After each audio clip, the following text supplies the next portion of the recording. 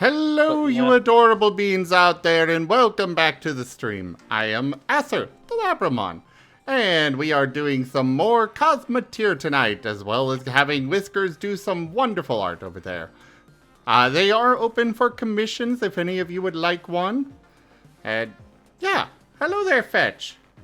Rar. Rar. Right now, Mario is away. He's about to be castrated. He said a bad thing about his partner. He called her old. You never do that.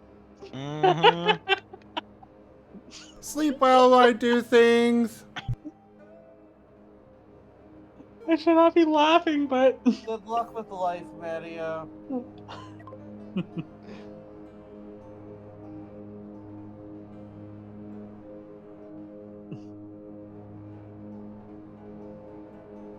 I was gonna hand him a shovel since he was so keen on digging himself into a hole, but then he's gone. You mean digging his own grave? I guess.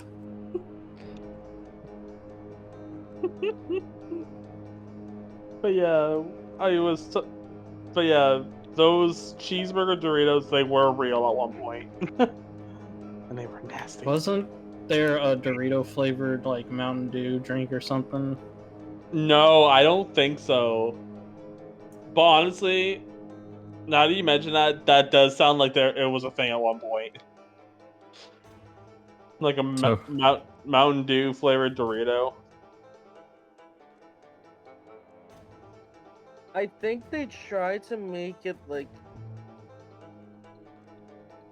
they really desperately tried to like sell as a new hip product, and then people were like, no. They were called Doritos. Doritos. So, Mario, should I be making up the doggy bed for you? Yes. Okay.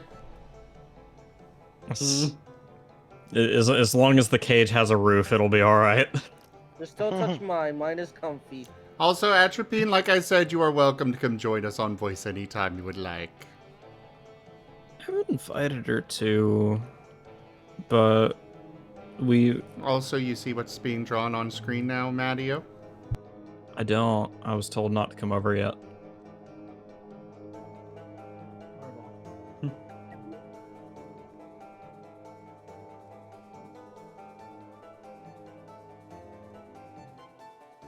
Well, you're Okay, very much Atropine. welcome now. Have fun in the other chat.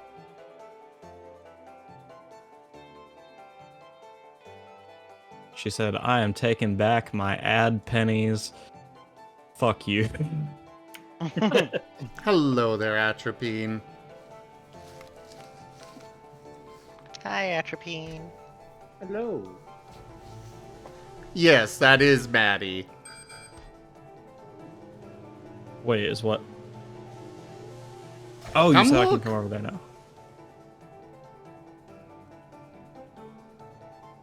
It's adorable. Oh my god, that is so cute. Zim, you're about to casually blow away a frigate, by the way, just FYI. Yeah, you're a frigate Zim. Just in case you cared, you know.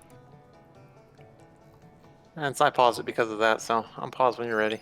I already unpaused. Okay. Yeah, I didn't even notice it pause. Tell me when it actually gets there. Yeah, we'll do. It'll probably be in a while. I love Hello, that twos and line. two. Because your ship is slow. Well, it's not that slow, it's just the game is slow. I can hear the Jaws theme. Are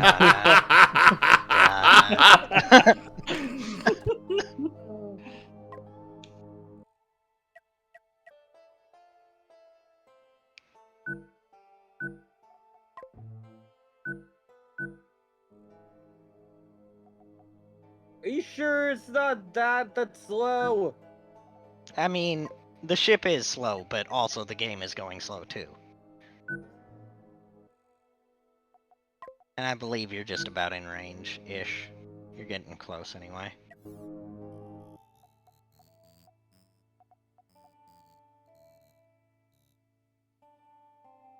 I guess we'll see if it's going to be one of those two ships passing in the night kind of situations. It appears to be turning towards you, possibly. I don't think it is. Nope. Don't Well, look it like did. it. It did turn a bit that way, but maybe not. Oh, that is a level 8. It'll give us more rep for people. Yeah.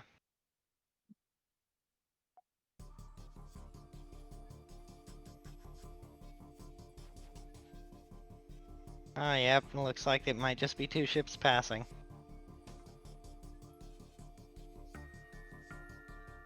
Unless you wanted to turn towards it. Alright, turning.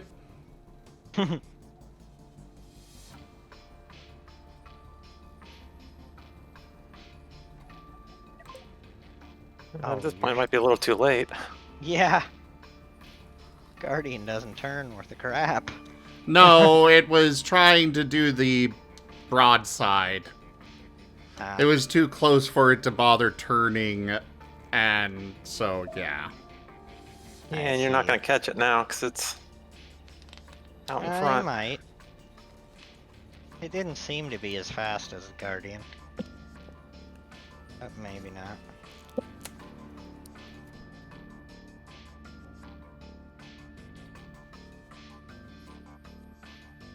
Either way, you'll probably catch it in that target area if nothing else.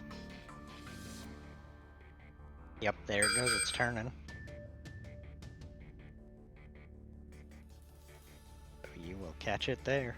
And that is a swarm. Coming at you. Oh, low level crap, but still. Yeah. I am going to eviscerate that quote-unquote swarm. And I think it's probably actually turning to engage them. And or that consular cruiser. Oh, the frigate's gonna take the cruiser. Frigate's like, hey, we got this. Yeah, we're going to go. Yeah. Oh, shit. Mm-hmm.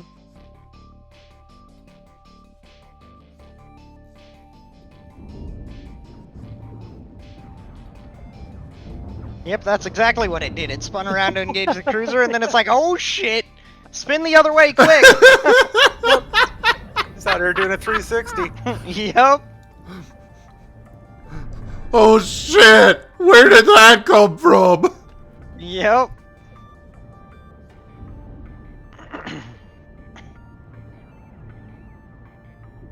I think I'm at the final level of Power Wash Simulator. I think. Yeah, so if you complete the final level, does that mean you have cleaned all dirt on Earth? Maybe. You become Mr. Clean. Yes, indeed. No, I become Mr. Clean. Does that mean I have to go bald? Yes. Yes. Oh man. We're pulling out the shears. No, leave my hair alone. I'm pulling out the freaking. Oh, we're taking all the fur too. No! I'm going to Yeah. Alt F4. It's going to make an adorable coat. I don't know what you're gonna do with kobold fur, but okay. Cold fur? Kobold. Oh, kobold. Got you. Yeah, I'm the special kobold. I'm the canine based one. Yeah, the original, if I recall. Yes. The only other region that still uses the canine based one is Japan. Everywhere else just adopted the Americanized, the westernized dragons. You. Excuse me, what was that, Matteo? What? I have 2 kobold characters, thank you very much. Yes, but So It's you're so- saying they're Yeah, ew? so the specific So neural my- link So my characters are ew. I understand.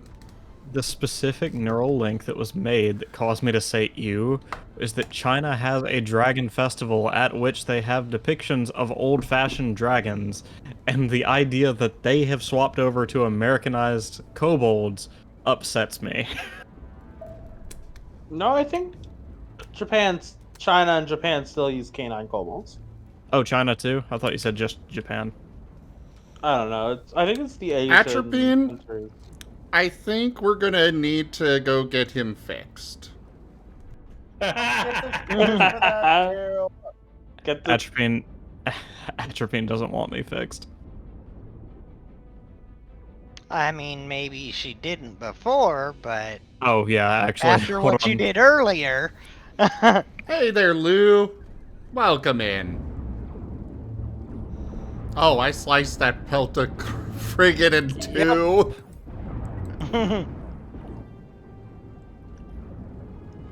There's just these little fighters that are going around my ship trying to do something to it.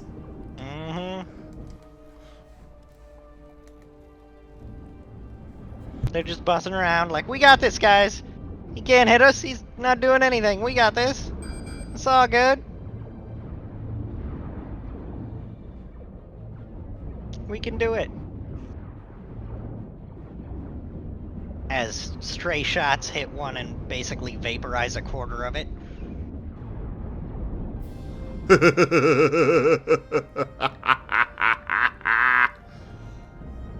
Yeah, I don't know what's up with this level. I'm feeling like a freaking pyramid.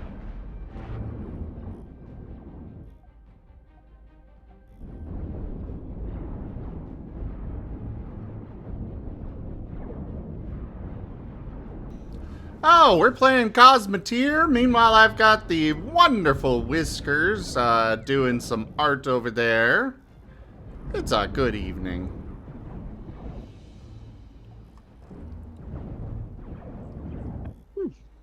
I have both your guys' streams up. Ah, Oh look, another frigate coming to play. Another what? Frigate. Oh, another Pelta class. Oh. But yeah, no What'd you think worries, I said? Lou. But for the record, I do stream basically every day. I say basically because on rare occasion I will take a day off, but it is, again, rare. I need to know your secret of how you do it. He opens OBS and hits the go live button. that's it. Nuclear launch detected. That's what I've learned from streaming with them, at least, is Mm-hmm. just do it. Yeah.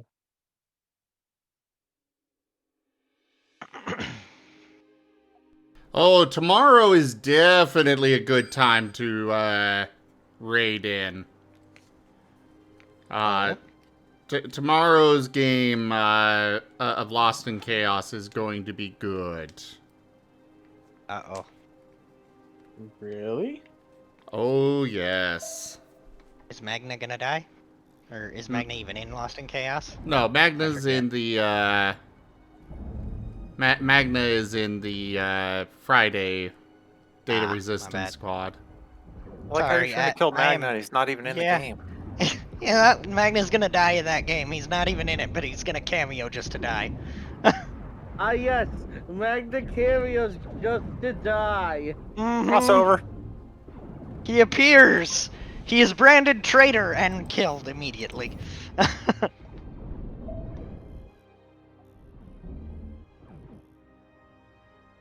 Oh, sorry, I have trouble keeping the characters... keeping track of which characters are in which No games. worries. Alright, now to turn to this last one, even though most of my guns are already firing at it Nuclear anyways. launch detected. And it is literally just an engine. I think it's dead. I think so. Okay. Let it have another volley or Whoa! two, just to be sure. Whoa! Tired Hoots has heard Lost in Chaos and Magna in the same breath. What is this now? Zim, can you scoot forward like 10 feet in order to get the station in visual range? Fine. We were- No, they were making a joke. Yep.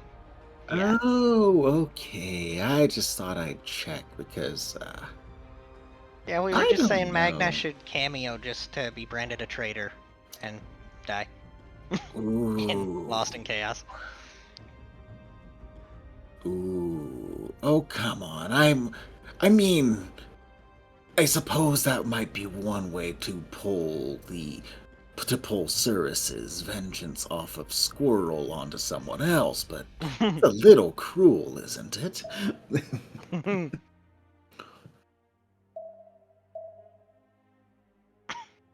Heck. Oh my gosh. I think this is the final level of Power Wash.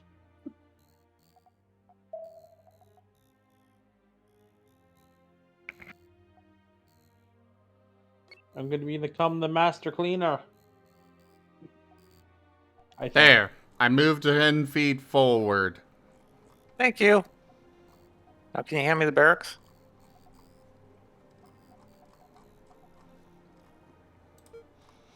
Oh, So is Ma- this one of the... Oh, sorry, go ahead. Are you liking your art there, Mattio? Is this one of those talkies? Yes. Ah! Ooh. I'm so excited. Fancy. Adorable. Mm-hmm.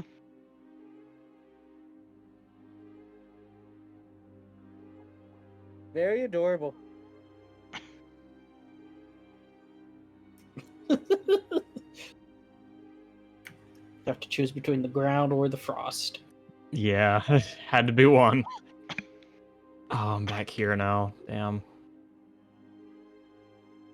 And yes, Gimmond, I was idly listening in, heard Lost in Chaos, and was just quickly rambled off. I hear shenanigans. I need to go. I might be back later. Bye for now. And bolted off a bit. I might be tired and, yes.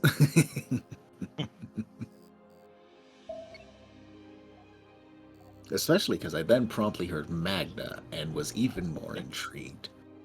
Because I literally just spent yesterday and today watching the first 12 sessions and plan to watch the last one tomorrow. Enjoy, Or Lou. catch up on Lost Chaos. Yee! May the food be good.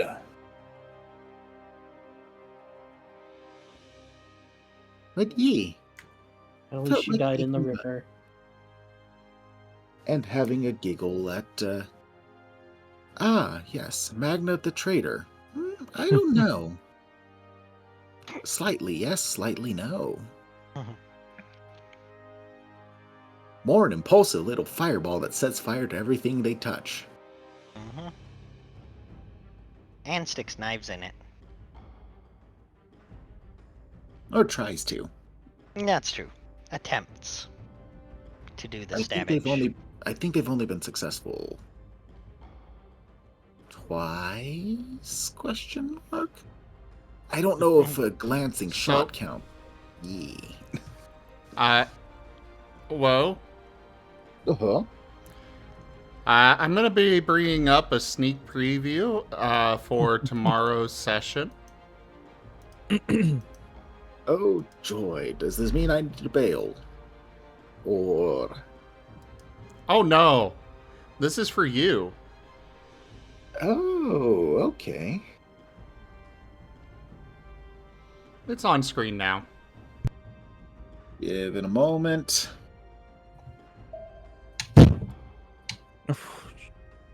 Everything okay? Oh my god. Sam, Sam, just have you killed seen him. Mattia's stream title? You murdered him! Nice. Jesus.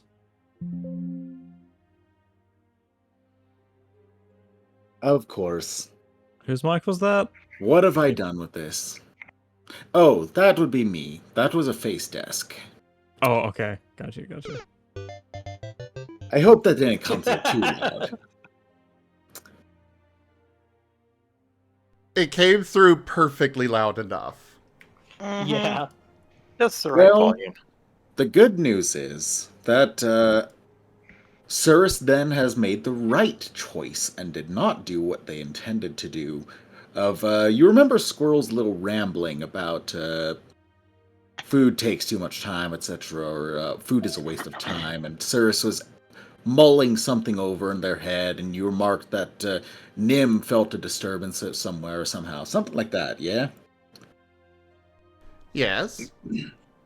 Well, for one, I'm mildly surprised that they picked that up out of all of the is it that believes that Rob was satisfying, which, all things considered, I suppose makes more sense for why they might pick it up. But either way, Cirrus was actually mulling over whether or not they share Gray with Squirrel. Ah, definitely a good thing you did not. Oh, yeah, no. Cirrus absolutely knows. Ah, yes. This is best kept to self. That said, that's also been the reason why Cirrus has not been eating food within this world yet, or at least not much. Because they won't bring over much, but they figure, okay, this stuff survived being brought from Corridon's world to Cirrus's. So, worst case scenario, it's lost on the jump. But hey, if it doesn't, and good berry doesn't work, I have a backup ration. Hey, Mattio. Cirrus is currently. Real quick, Mattio. Yes.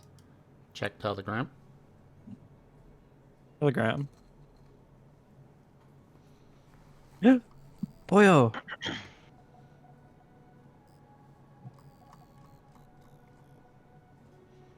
Is there a difference between the pairs?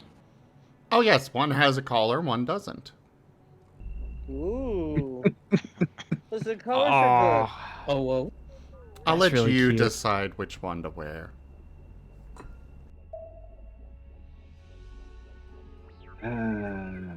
Thank you, Zem.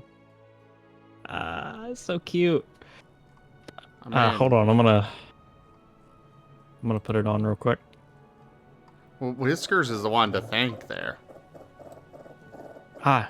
Colors Yeah, are actually, always He, good. he Whiskers. heard you being down on yourself and decided you needed a pick-me-up. Oh, I thought you had told them to do it. Thank you, Whiskers.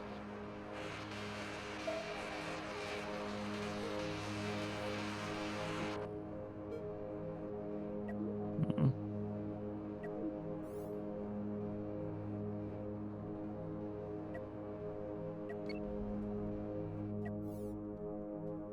So, I take it you've also gone through the entire lists and such for what Nim would have any proficiency, or is this just a brief cameo, or how that is all going?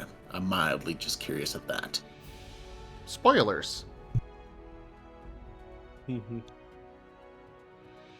Acknowledged, assuming cameo, got it. Assuming what? Assuming cameo. I mean it in the effect of whether or not they would actually interact, so to say, or having a backup page of character sheet, so to say.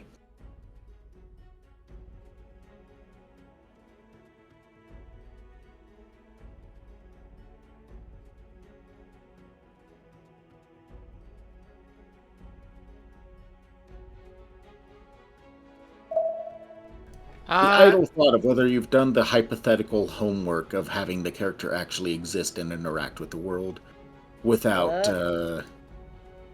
sorry, what? Yes, I have. Okay, yay. In idle curiosity, what experience count did you use for yours?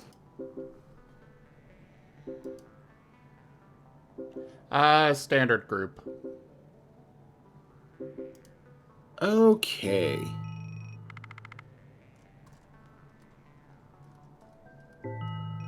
Yep, okay, fair enough then. Well, I don't like characters being imbalanced, so... Oh yeah, no, that's entirely fair. After all, there's a reason why I'm backing Cirrus off and whatnot. Did Enja give you a different XP cap to use? No, I temporarily assumed one as I did with the previous game, and because I have no intention of staying or heavily impacting the world, I did not intend to really do much, but I kept it in back pocket. Again, just hypotheticals, and why I haven't done too much within the world, and again, I'm backing off. But I Fair. just had to ask out of idle curiosity as a result of how this is being approached with Nim and whatnot, seeing as they would have been level 20 within their own world by that point and such. Per Digi's whole, all of you level 25 mana, yada yada. The whole gamut.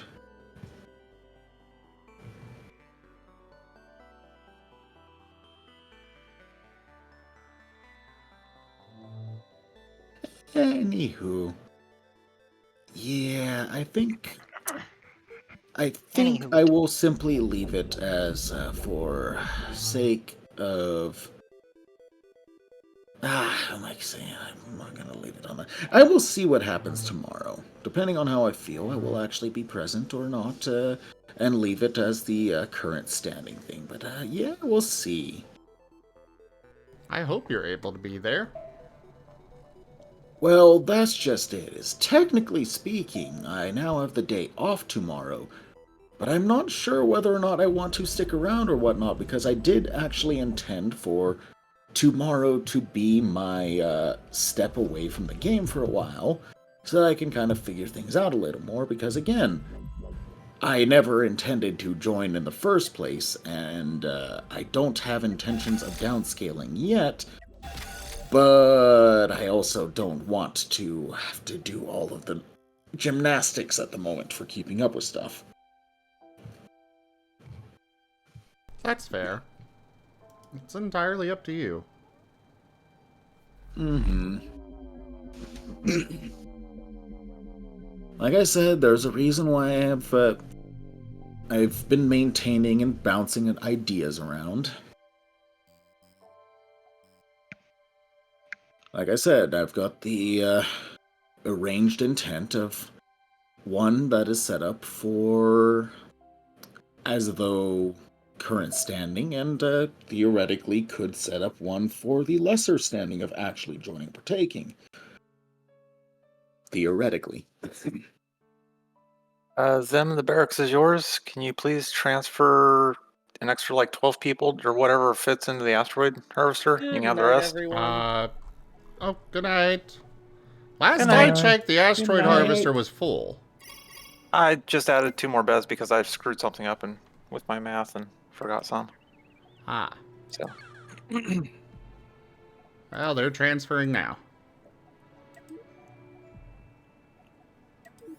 and then can you transfer as much Hyperion from the Rex onto the barracks as will possibly fit? Will do. Which will only be like 40 or something like that, but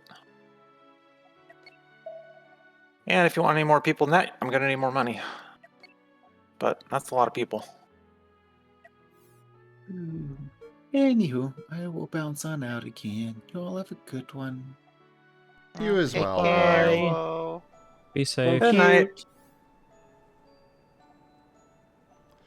But yeah, if you all couldn't tell, tomorrow's going to be very interesting, so you should definitely make sure you attend.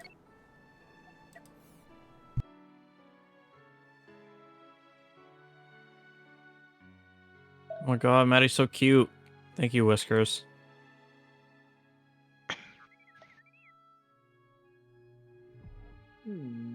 Trying to think of what game to play. Ah, Yes, good. Use play the one all with of the them. collar.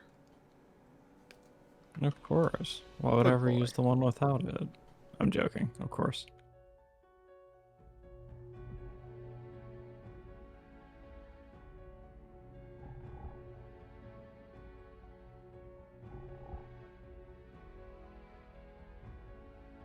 damn it.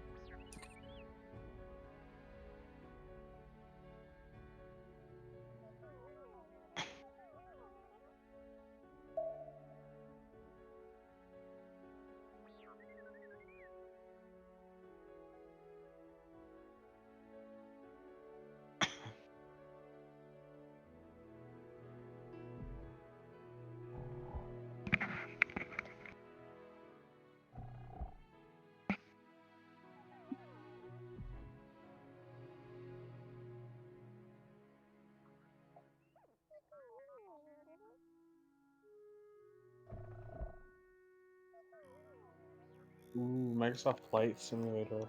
Ooh. Never mind.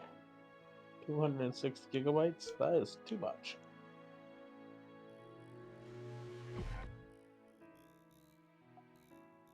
Surely that's not the same flight simulator I was running off a laptop with no GPU.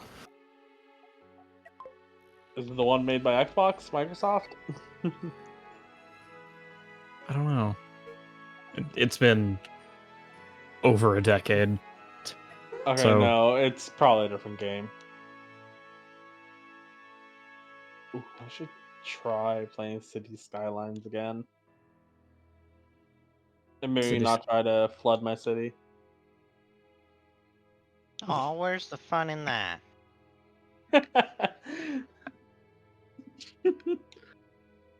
Where's your sense of adventure? I know someone in this call who played City Skyline and they accidentally flooded their entire city. Yeah, damn it, Mario. What? Mhm. Wow, Sim. What Way I to did. blame someone else. Yeah, it's even better when you pump all your sewage up to a thing that's above your city, and then it overflows the dam. Yeah. Now you see what you're supposed to do with your sewage is pump it through a hydroelectric dam so you provide yourself infinite power. That is one way to do it. Mm-hmm. I've done that. They're breaking several laws when creating cities again. I also put like 50 toll booths in a row on the highway coming into the city. Like not into the city, but the one that bypasses the city. Each way.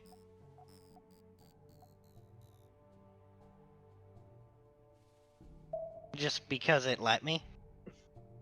And it didn't mean- impact the city at all. Yeah, why not? Free money. Exactly. You make me check. Do I have City Skylines installed? I do. Meanwhile, I am preparing to manually push the Wolverine Snarl back to base. Yeah, I have a lot of games on my PC that I can play, and it's like, I don't know. I'm just not a mouse and keyboard person. Couldn't get it fixed enough to fly it back. No. I mean, at the state it's in, can you just save the blueprint, tear it apart, and rebuild it? Good night, Kinrig. Or I can just push it. Okay.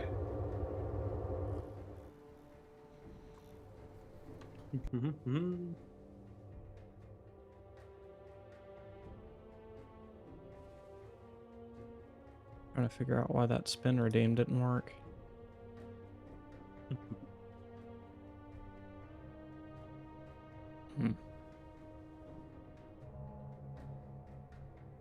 Oh, there it goes.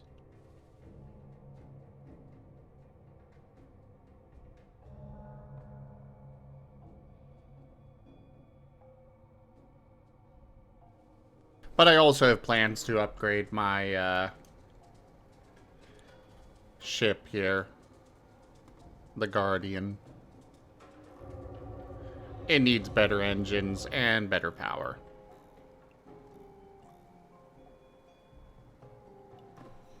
Boy, I see spiderwebs. I'm kind of scared.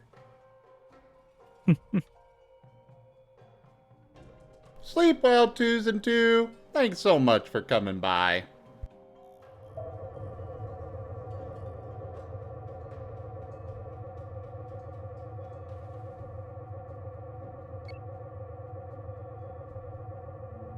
No. We have a fellow arachnophobe in the chat. Mm-hmm. Mm-hmm.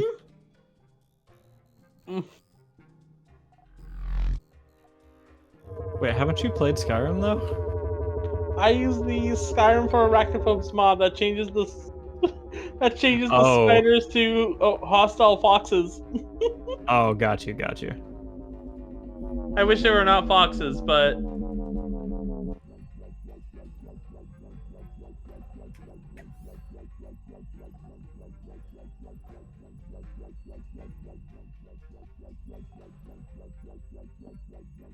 I already have fear. It's Raygon! Raygon! Oh, it's Raygon! Hello! Hello, what's up? It's a fellow snack. Nick, hiss. Wait. Smack. What? No. Gotta no crack the snack. whip. No, not whip. Crack the whip. Ah, But hi, Rygon. How are you doing? hello. Not much, figured I'd pop on by. I'm just uploading art tonight, so figured I'd hang out, see what you all are up to, see if anyone wants to chat about stuff or not. I'm always up to chat about stuff, though coming up with stuff to chat about is not always something I can do. That is fair. Let's talk about how cute Raygon is. I think he is very cute. Oh, do you have a means of defining that? Okay, everybody here, is Raygon cute?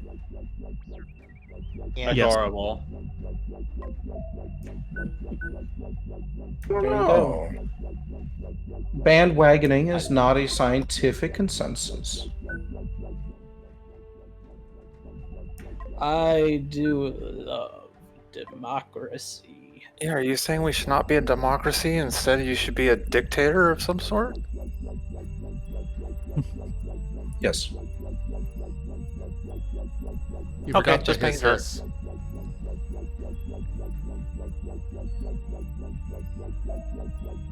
When did I become a snake? Oh. Outside of my own channel, I've been Snake. I change forms relatively frequently, and this is the one I'm in right now.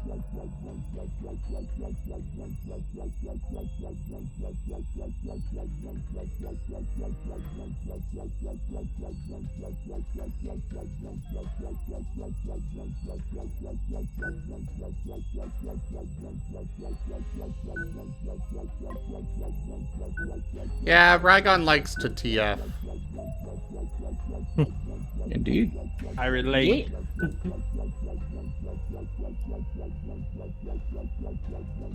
Just like Matteo likes to serve.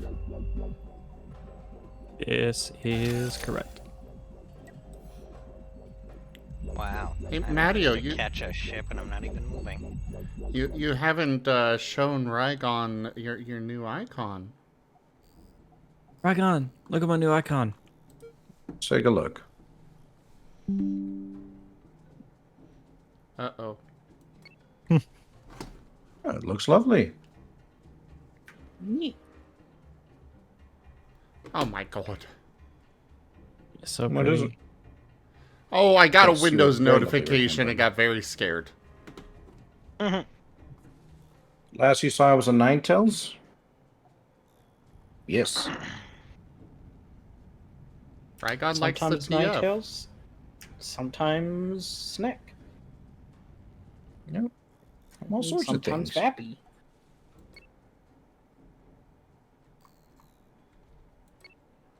But no Yep. matter what, he's always Raygon. Yeah, I was about to say that. It's like, yep, they're all Rygon, though.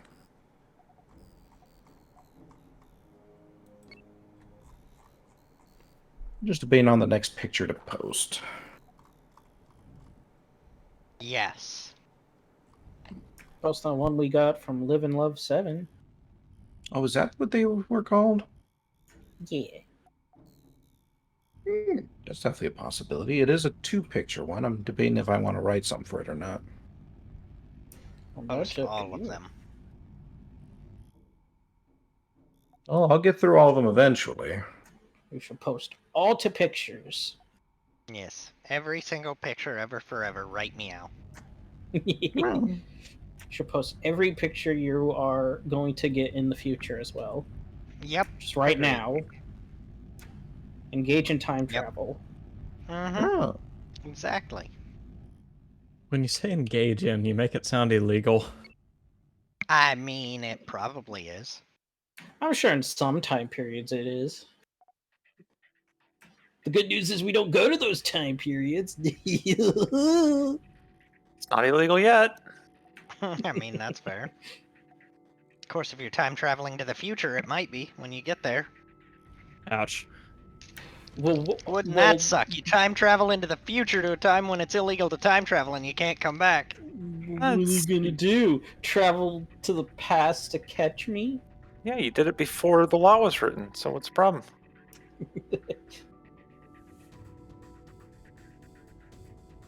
And surely they'd have some cutout in the law where it's like, ah, well, if you time traveled here not knowing, whatever, you get one free pass to time travel back, but that's it.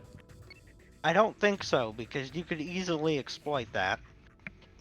Yeah, you've already time traveled. You've already affected things. No, I mean, not just that, but like, think about it. You could get like who wins the Super Bowl in the next that's what I'm talking 25 about. years and then bet on that.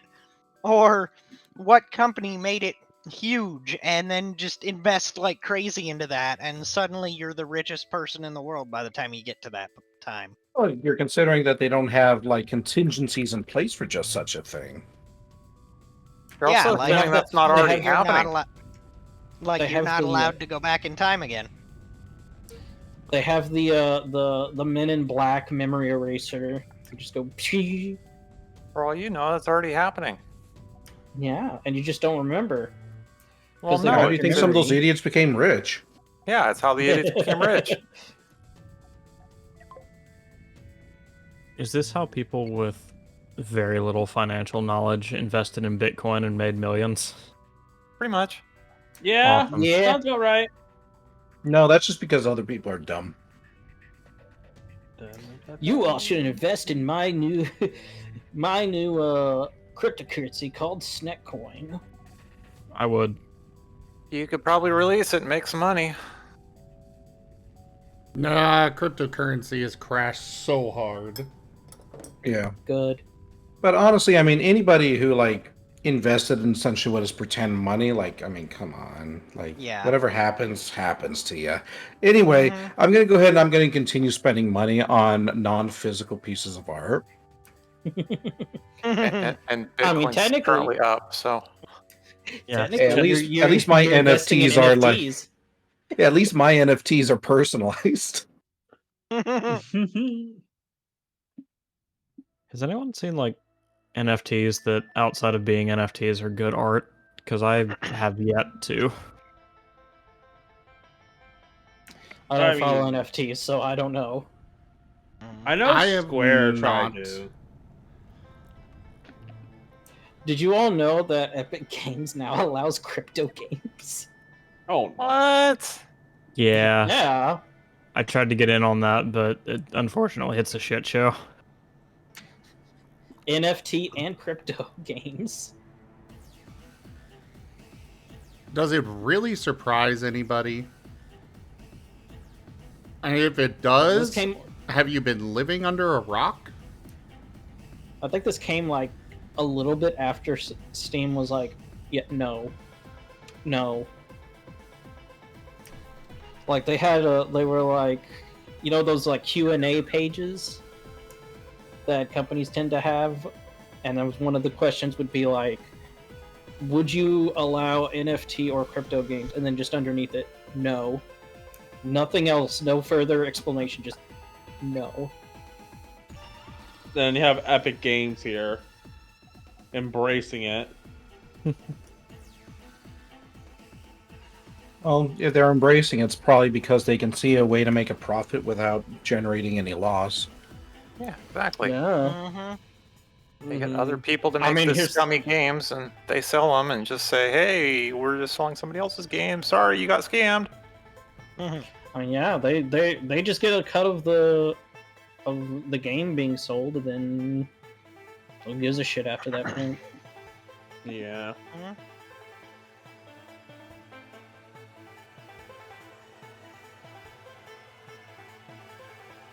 At the Right about very the lag least, on clicking buttons. I think they have to, like, the developers have to say, yes, this game has crypto or NFTs in it. Personally, I'd just be like, Which- so what does it matter to me? Which is better than, hiding microtransactions at your game and not telling people. Well, and then somebody makes a quote-unquote game that starts running a Bitcoin miner in the background that just runs 24/7. Yeah. Oh no.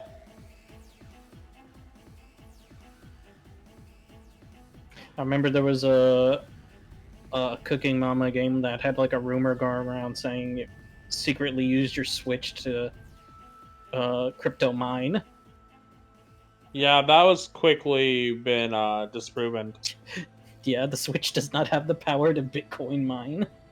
Mm-hmm. Anything has the Yeah. power as long as it's calculators, just matter how fast. But I mean, sure, you only get a penny, but if you send that out to 1 million of them, Then you might make like $10 and pay like $500 just to keep the damn game up.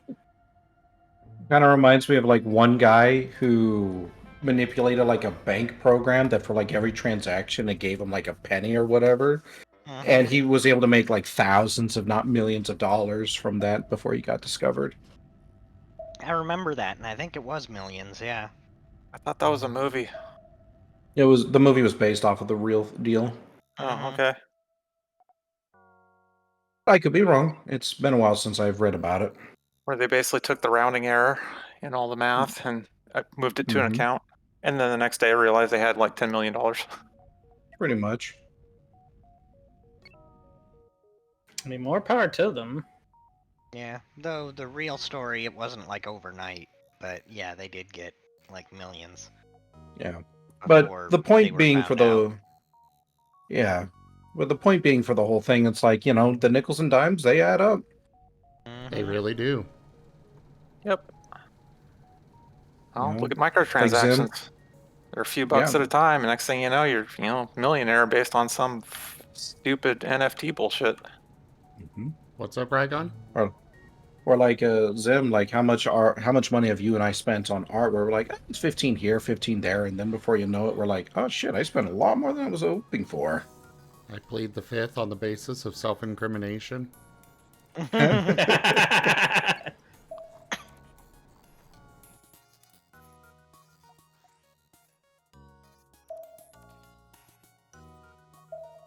Yeah, that's the reason why I can't play games that like those gacha games and stuff anymore. Same. Because I do that. Mhm. Oh, it's like $2. That's fine. $2 here, $2 there, $2 here.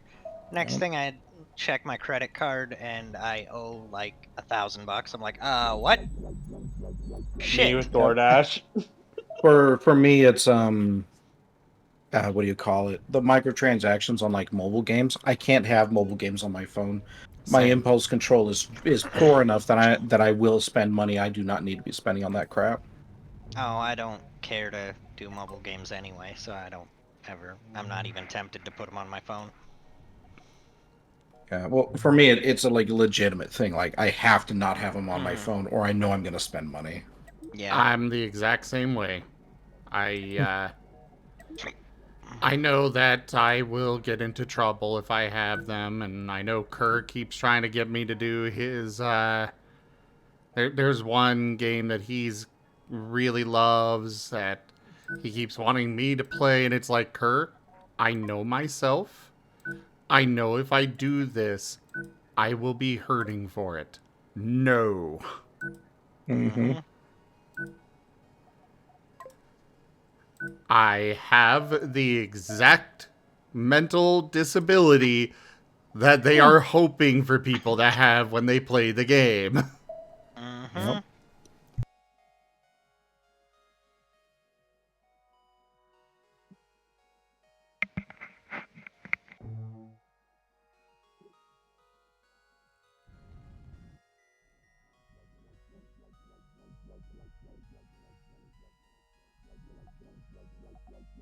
Yep, right now, for me, it's just fighting against ordering food and getting like games and TF commissions.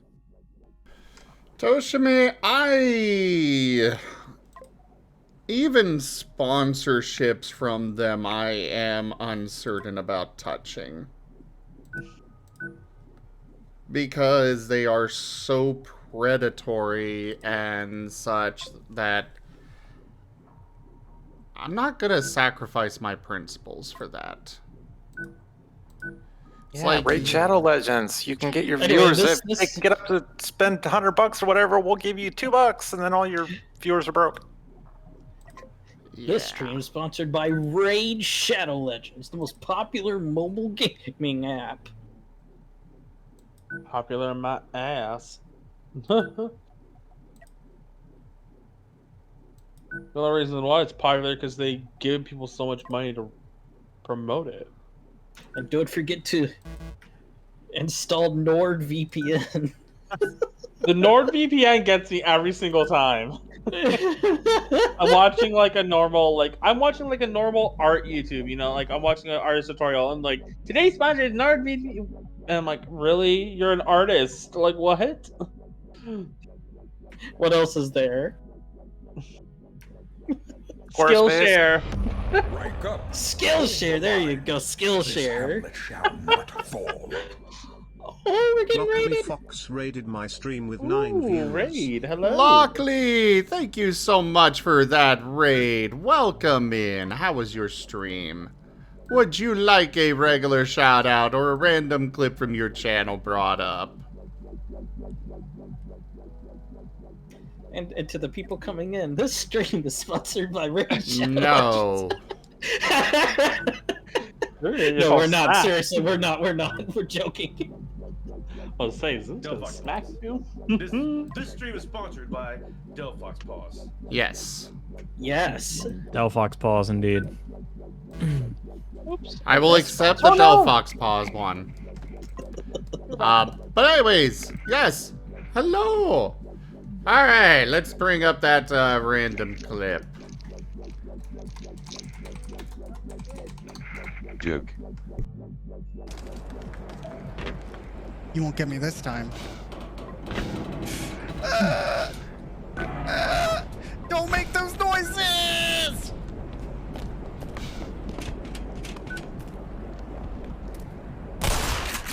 I wasn't talking to you.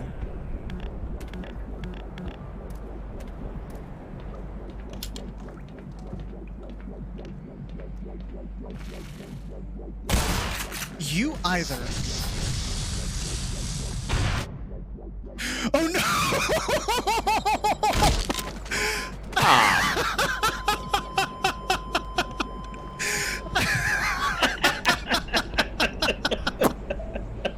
Well played, Lockley. Well played. Yeah. That is one way to yeet out of there. Potato launcher. But yeah, welcome on in, everybody. I am Razim, currently as Nim the Lycanroc, and we are doing we've got an art stream going on. We've got we're talking about random subjects. I'm currently trying to rebuild this ship and make it not suck, which is an endeavor in futility. But yeah, we got all sorts of stuff that we do here. Lots of tabletop games, Pathfinder, World of Darkness, multiple Pokemon games, a Digimon campaign. Then we've got several the art streams that we do here and there with wonderful artists like Wicked Whiskers, who's joining us this evening. And then there's, of course, just random games that I do throughout the week. Like right now I'm doing What did I mess up?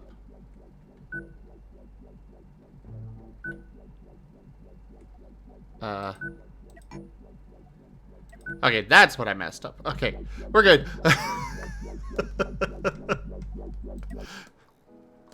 you still pushing? Okay, good. But yeah, thank you so much for that raid. Thank you for sharing your community with me. I hope you had a great stream. I know I've been having a good one tonight, but yeah.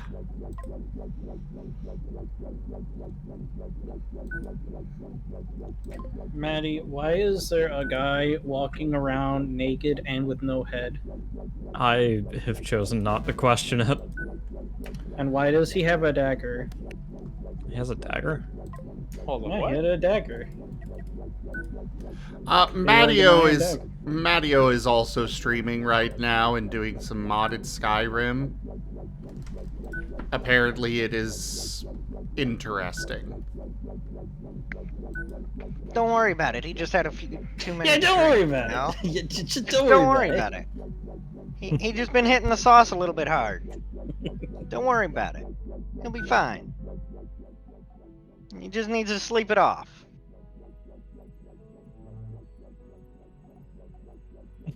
Wait, isn't Bethesda trying to fight the mods in Skyrim? Why? No. I know they were trying. They were like the first company to try paid mods. Oh yeah. On Steam, they tried it on Steam, and it lasted 2 days before they took it down because it was causing too much drama. Yeah. Paid mods. Oh my god. They keep trying it. It keeps blowing up. Oh, they have the Creation Club now. Companies keep trying to make money in whatever weird way they think they can get away with. It keeps failing. Yeah. Rinse and repeat. One of these days, we'll be able to find a way to make money off of other people's work. I mean, there were just better ways of doing it. And they just chose the laziest way. Yeah. But then you have the freaking Sims modders who are selling their mods for like hundreds of dollars on Patreon. God. Yeah, because we need to pay more money to get a full game out of The Sims. I know, right? Yeah. Like, even after 10 years of DLC and content, it's still not a completed game. Quote and quote content. Yeah. You're paying $50 for like 2 items. Hey guys, we're finally halfway completed Sims 4. We're gonna release Sims 5 and take out all the things we added in those updates, and then sell them back to you in the Sims 5. You mean what they did with Sims 4? Between Sims 3? Exactly. You know for a fact EA is gonna do it again. They're going to do it again. Of course. They were initially going to make Ghosts and Pools DLC until the outrage was too big. Yeah. Remember to vote with your wallet, everybody. Well, and then you have the EA game changers, you know, the sim gurus and everything, who get the DLC for free and they give it good reviews. Because they get the DLC for free, that's why. Oh, fuck me. One of these again. Mer? Okay. Huh? Hold on. Come over here, Rin. Not what I meant, but okay. I regret the choice of my words. But not very strongly. Shared with 100 eggy bitties. Vote with my wallet. Thank you, Yes. Tosha May. That's sweet. Vote Zim for cutest with biddies. Zim for president. Everyone will be a Marten if he was president. I'm not sure president of what, but Zim for president. I mean, let's be real. I can't do worse than anybody else. True. 234 shared with 300 eggy bitties. Oh, yeah. Case in point. Oh no, a hype train. Hit him with the hype train. Yeah, hype train time. Let's go. All aboard the Cutie Express. Alright, Whiskers, hype train art time. Katato cheered with 100 eggy bitties. I can't imagine The fear that would shoot through me being being an artist. And on such little notice, having to swap to an entirely different art. Oh god! Tokeme cheered with 1,000 eggy bitties. Thank you for the biddies, Toshibe. Ah, you spoiled me. But I suppose it is your job. Or privilege. As the channel sponsor. Yeah, for those that don't know, this stream is sponsored by Toshibe. Have you heard the word of our Lord and Savior Yin today?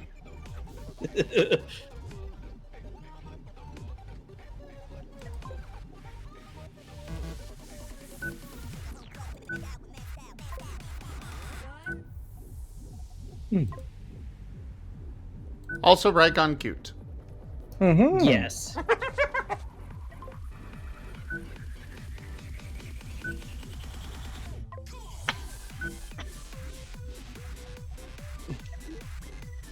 Rin, I swear if you don't stop dying, I will kill you.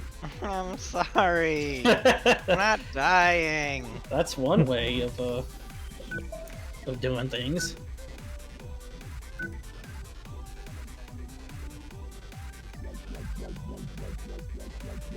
Give me about another month and a half and I'll stop dying. Thank you for the 93 biddies, Toshibe. We're 1% away from level 2. Oh, Toshibe, did you specifically do that to make sure we didn't get to level 2? Cheeky Yin.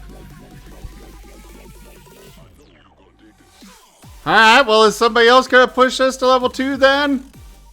Oh, they're holding off until the timer gets low. No, they said somebody else has to dono. Ah. There you go. There it is. There we go. Altpool 234 Jade with 100 eggy bitties. Thank you, Alt Pal. And thank you to the rest of you so much for the support. It means so much. Whether you guys are just coming by and hanging out or actually financially helping. Thanks, Raygon! I'm doing my part. I'm doing my part!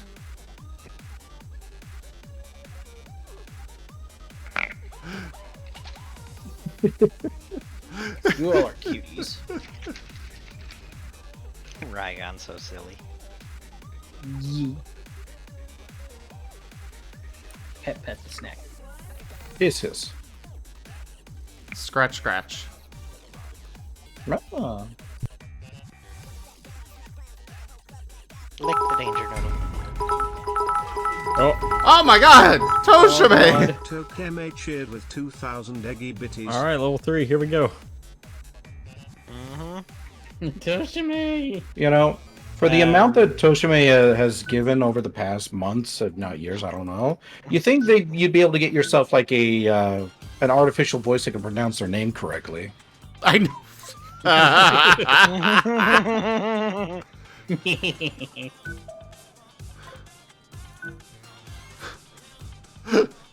I wish I could.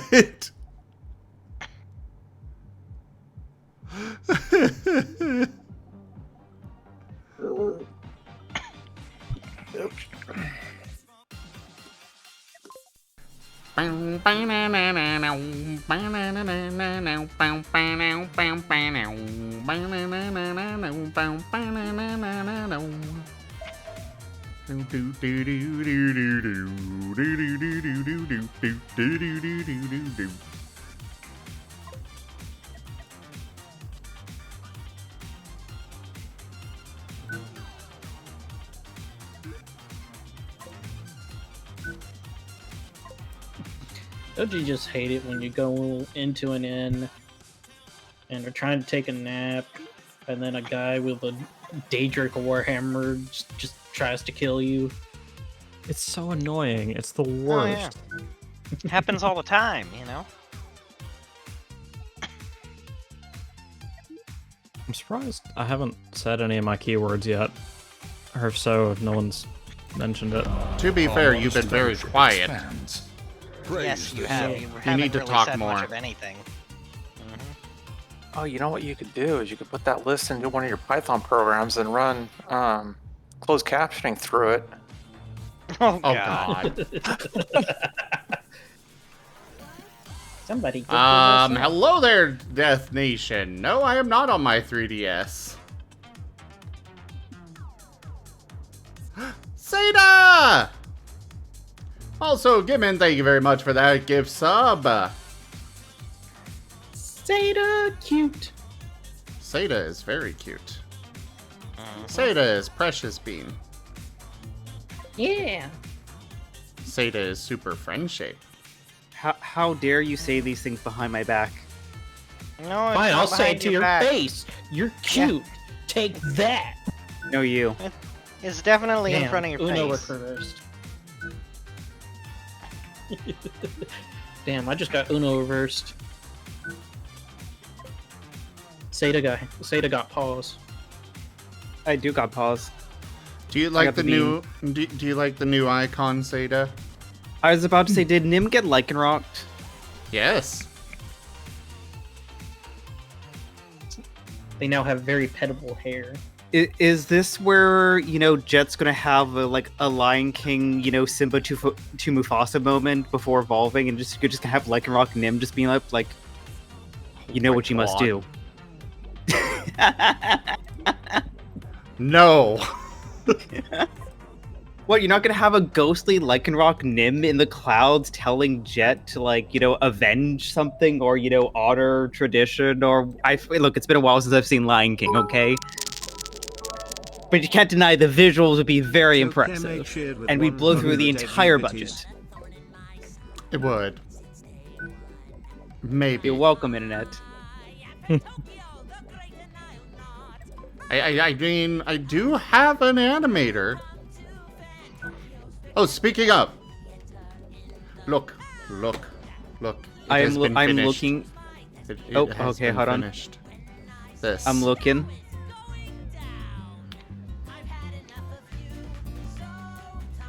Very nice. He's so good. Yeah, no, Yeah, no, my people are gonna have to have a chat with your people.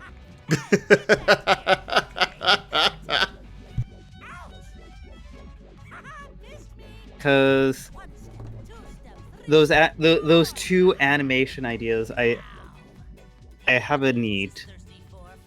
You have a mighty need! Yes? Also, I very much feel like opening the can of worms of, like, TF animation. Trust me, that is something that I will be getting first. And the hype train is away! Choo choo! What is a hype train, if you don't mind me asking? Scam train. It's a train with a lot of hype. How do you get one? Basically, when enough people... Occasionally, when people support the channel, Twitch is going to be like, a hype train is near. And it's a time that is meant to encourage people to support more. They can unlock new emotes and such, and yeah. It's just an exciting time. It's like, well, if you're gonna give to the channel anyway, now's a good time to do it. Yeah. Oh, okay. And it's It's just triggered a by fun a thing. certain number of people giving in a certain period of time, usually. Yeah. Like, wasn't it like 2 or 3 different people to start a Yeah, hype train? it's either 2 or 3 people. Yeah. And I think it's configurable in the settings. It is configurable. Oh, it is? Yeah. Yeah, because, like, so that way, yeah, like if you're a more popular like streamer, you can set it to that it takes more people or more biddies or whatever to get going. That way it's not happening super frequently. Huh. You can also Yeah. set it to auto-adjust, so the more hype trains you have, the more it takes to start one. Mm-hmm. Mm-hmm. You can also turn them off or set them on delays. That too. think I know what my next one will be. Your next hype train? No art I'm gonna upload. Ah. Ooh, excited to see. A new art piece by Whiskers? No, this one's gonna be by a different artist. A new piece by Whiskers that you're about to commission right now? Meh. Look, I'm we a should get salesman something. for the artist, you know. I mean, I do have that new Zoro art form that needs using. I need to double check with the. It was heckin' adorable. The winners, and then get that commission to you. All right, let's. Yes, Zeta. Go ahead. Oh, I was just gonna say, make it so. We are basically entirely rebuilding this ship. I don't know why I bothered to bring it back when I don't know if there's a single. Okay, the shields stayed where they were. You kept the same general shape. Yes, I did. The same general shape was multiple pieces with little left of them, though. No. He did the repair thing, which put the blueprint there. So he had the same general shape. I just love you shot the Khajiits and then like 4 of them pouring out with bows. Just all I wouldn't even be interested in this guy, except he's wearing one of the elder masks or whatever they're called. You fuck with the homies, you get broken bonies. You're right.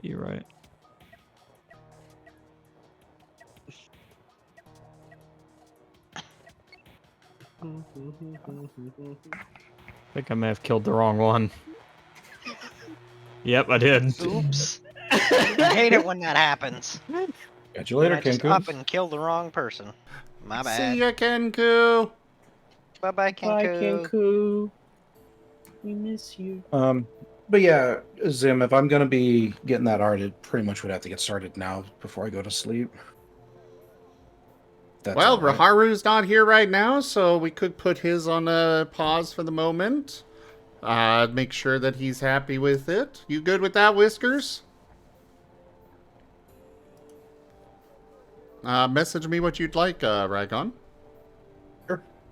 Oh my Sada, gosh. I saw you faving that picture.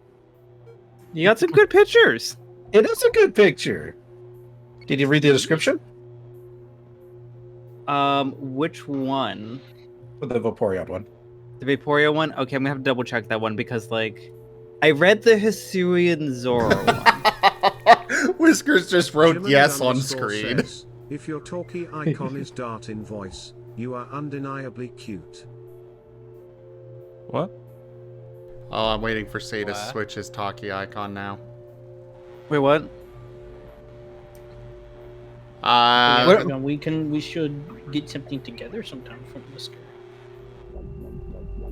Saganol? We should definitely get something together again. Yeah, definitely. I would enjoy that. Yeah.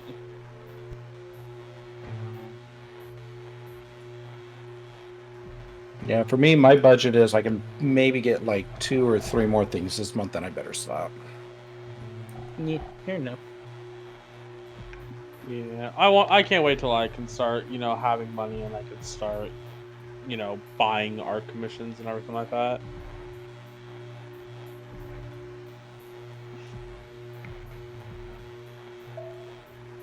Because I'm that person that I need to give up DoorDash. I need to give it up. Yeah. Give it up, give it up, give it up. It's hard because I'm not a good cook and I don't like my cooking. It could be worse. You could have the same superpower I do. What's that?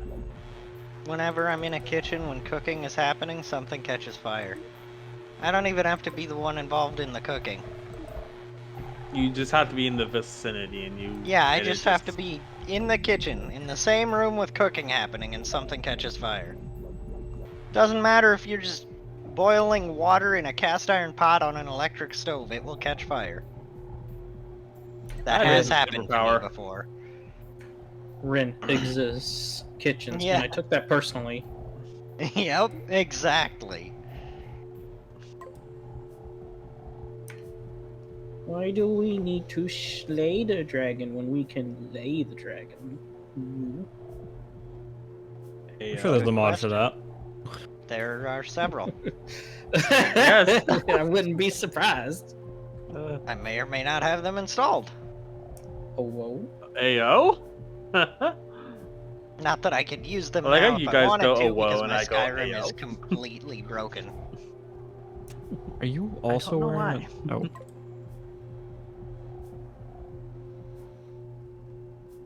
Out of the way. There you go. Alright, Mr. Dragon Man. You and me. Let's do it. It died. So, Seda, do you want some art? I'm not in a position to get any right now. That wasn't what I asked. Por qué?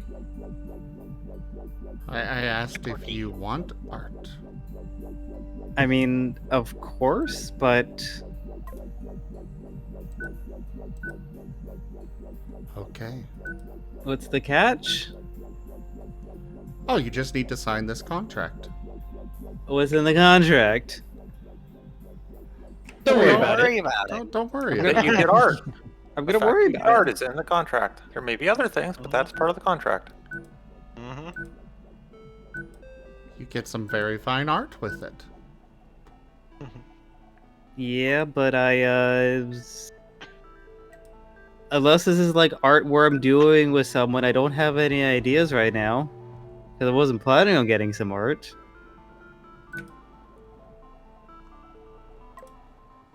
I don't know. Art We'll is think of definitely something. not. The art is definitely not about calling you cute. No, that's Abby. Abby's cute. And also, Rygon, I approve of the description. I'm glad you do. It was something I actually talked about on stream not too long ago, and I figured, like, you know, since it's kind of fresh in my mind, I might as well just put it onto that submission, since it focuses on the tail and all. Yeah. Definitely, like, it's like, what's more off-putting, the tail, the snout, or just the texture of the skin changing? Mm-hmm.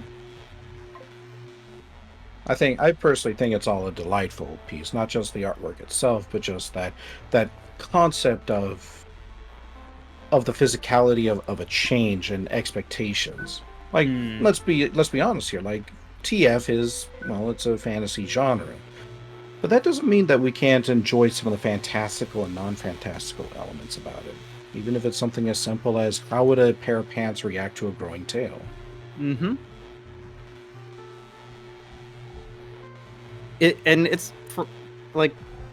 For me, it's what's probably most beautiful about like TF as like a fandom is that you can kind of just do what you want. Chaos! Kinda. Jimmond_ has turned Cutie Dart into a cutie fly. They can only talk like that Pokemon for 2 minutes. Say maybe in a little bit since we're having a convo. Yeah. Yeah, can we just like put a pin in that one for the moment? I'm sending it back. Appreciated. I appreciate the sentiment given, but like I was in the middle of a trade of thought. I like to think about how like you would have to change your life when you get TF'd.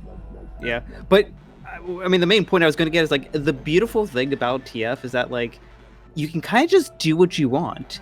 Like if you're the kind of person that just like, you know, okay, I want this to be based more in reality, in which like, you know, if your body was actually changing, you know, species, even to something, you know, fantasy based, like the more believable thing is that that's going to take some time, like maybe even days or weeks, because such a rapid change, you know, would require some kind of extra magical or fantasy element to, you know, make that endurable. Not Mm-hmm. only that, but it would require a huge amount of energy that Yeah. your body really couldn't supply on its own. Yeah. So like if you want to go with that more grounded, realistic, or like, hey, this would probably hurt, you can.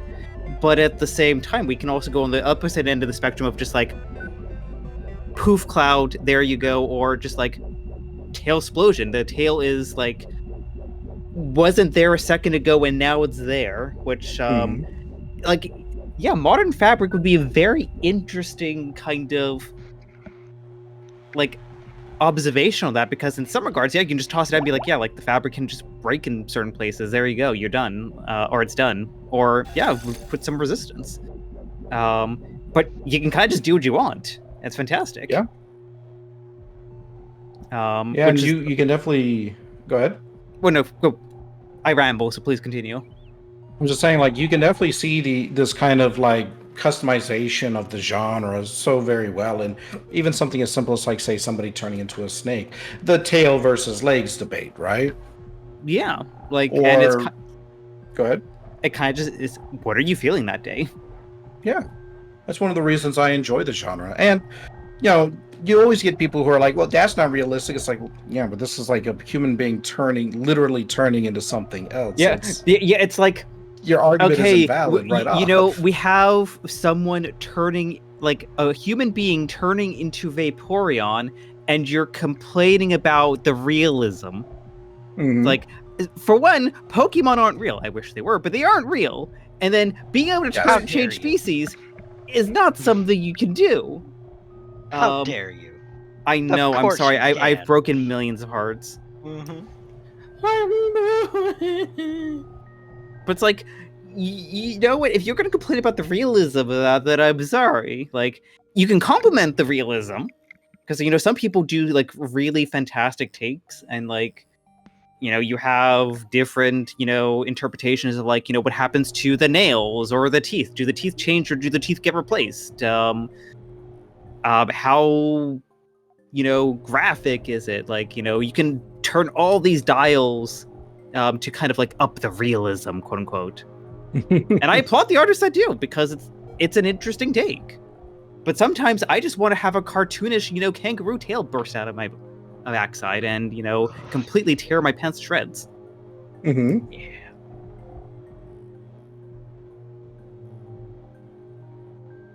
Just remember, different strokes for different folks. Yeah. But that's honestly something that I really enjoy thinking about. It's just like the little what ifs, the little the little recognized aspects of transformation that just honestly aren't given a lot of thought. Like, tail bursts, they're the popular one, and why wouldn't they be? It's pretty obvious. But that doesn't mean we can't show a little appreciation for something as simple as a tail going down one of the pants legs or something like that. I like Whiskers' response here. It's not realistic. I'm a painter, not a camera. Yeah, pretty much. And actually, jumping on your point, Rygon, the thing that I really adore is that, like, you kind of just have, like, this toolbox to, like, really drive home the point you want. Like, if I was doing, like, a TF sequence, if I wanted to catch the character completely by surprise and shock, I do a tail explosion, because you just, like, have, like, that brief moment of, like, what happened and then burst out, like, holy heck.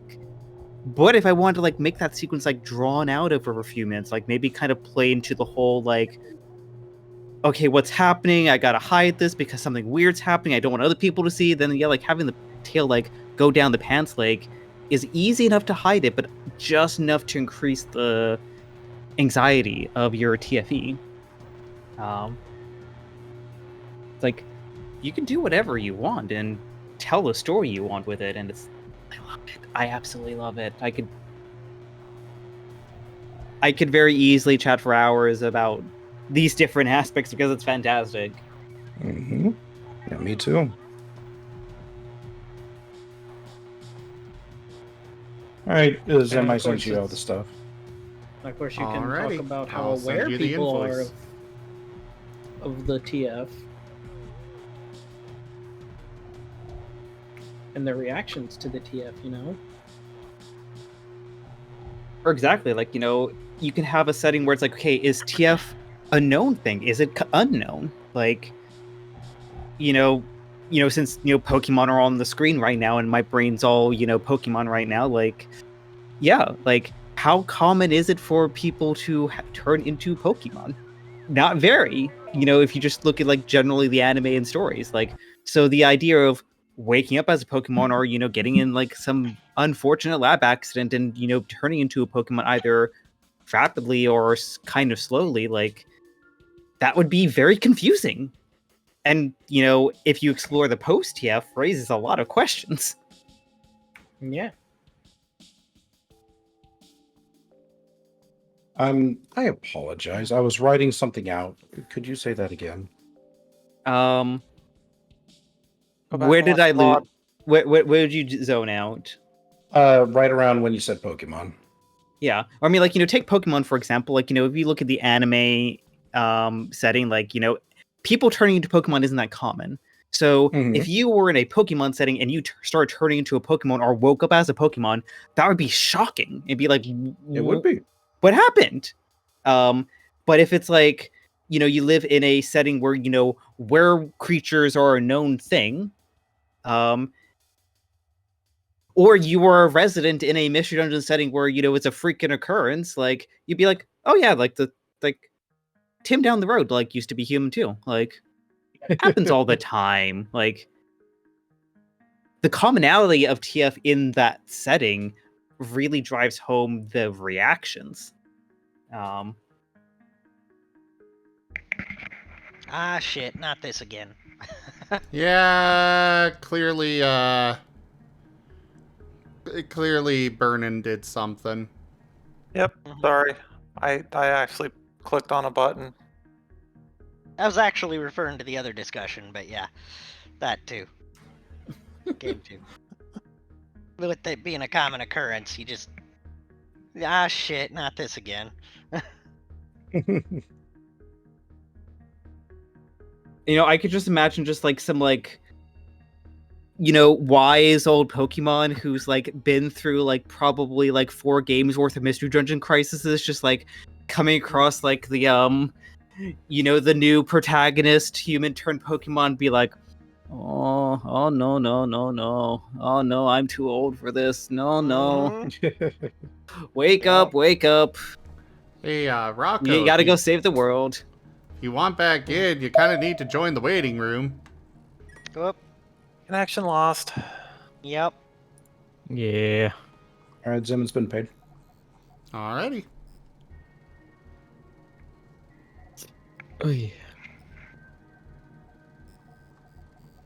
Got booted.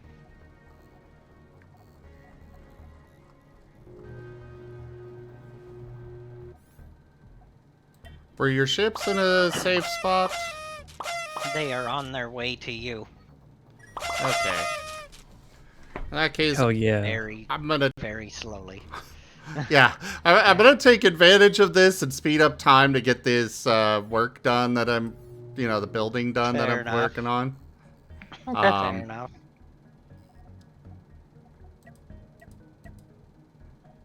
I'll keep an eye on your stuff. Another thought, Seda, that has been kind of tickling the back of my mind as one of those really long, extended TFs. I'm talking like over the course of a decade. Sleep well, Toshime. Yeah. Go eat, Toshime. Be good. Oh yeah, like, another very, very fascinating subject to explore because, yeah, like, how would one react when essentially their kind of, assumedly human identity kind of gets, questioned? Like, how does essentially the viewing of self change over time? Or for that matter, when is it when the final straw breaks and you just go, holy shit, something's going on here? Like, for example, let's say your hand is turning into a paw, right? Initially, the roughness on your hand could be attributed to calluses. The nails being, a little bit sharper, a little bit thinner could be just like, oh, well, maybe I'm just not eating enough calcium or something like that. But where is it? Where is that final break where you go like, oh my gosh, something's happening here? Something's wrong with me. Would it be at like the 5%? Would it be like when you can like legitimately see like a outline of a paw pad on your palm? Or would it be a little further along when you're just like, hey, my fingers aren't really moving that well anymore. Fur has begun to sprout. And like again, like this is over the course of a long period of time. Like the fur could just be attributed to hairs, but at some point you just go like, that's really thick, and no matter how much I shave this, it just keeps coming back. Yeah, I mean, I guess it kind of just depends upon the speed of the TF, because like, if it's let's just say over the course of like a decade, like, yeah, you might not notice like anything meaningful for like a year or two. Yeah. The stiffness of the fingers could be attributed to something as simple as like arthritis, or the rigidity of the wrist could be like, just age. Mm-hmm. I gotta say, I don't know if I would enjoy being, a decade-long TF, and I'm just sitting there with paws for hands for 5 years. Before finally I am fully changed. I mean, there's something to be said for that too. Like there'd be such a period of mourning about it. You would be essentially physically disabled for the longest time, fighting with the concept of, hey, I'm still a human being, I should be able to do these things, and not being able to, and yet not being willing to accept your future role simply because, well, you're not able to readily adapt to it right away. Yeah, your hand can still kind of twist knobs, so I mean, you should be able to twist knobs, right? Yep. I mean, it also kind of begs the question of, does this transformation also come with either a mental change or, at a minimum, an influence of instincts? And honestly, both of them would be interesting to kind of dive into. Go ahead. Yeah, like, because like, let's just say, you are, turning into a predatory or a prey like animal, and you have that like either hunting instinct or like that fight or flight instinct kind of kick in. So, maybe you're more skittish, or maybe you're more likely to, kind of like, okay, I need to hunt something. Like, instinct or not, there would definitely be a mental change just because of the change in physiology. Oh, absolutely. I mean, like though that is more mechanical. It'd be more of just how you behaviorally act and how you view yourself. Well, in a way, though, we could actually look at real-world examples for that. Like, take canines, for example. Their primary sense is the sense of smell. Now, let's take a look at somebody who, over the period of several years, has begun to go blind. At first, it's just the fading of images. The darks are a little darker, the lights are a little less lighter. And over the course of years, their capacity for sight slowly diminishes. They have to come to accept it. They have to grieve over the loss. They have to utilize new skills and new senses in order to work with the world around them. Like, why can't it be the same for like something as simple as that sense of smell becoming enhanced? Whereas the other senses, yes, they do get enhanced, but not to a greater extent. You are able to essentially rectify yourself with that new sense.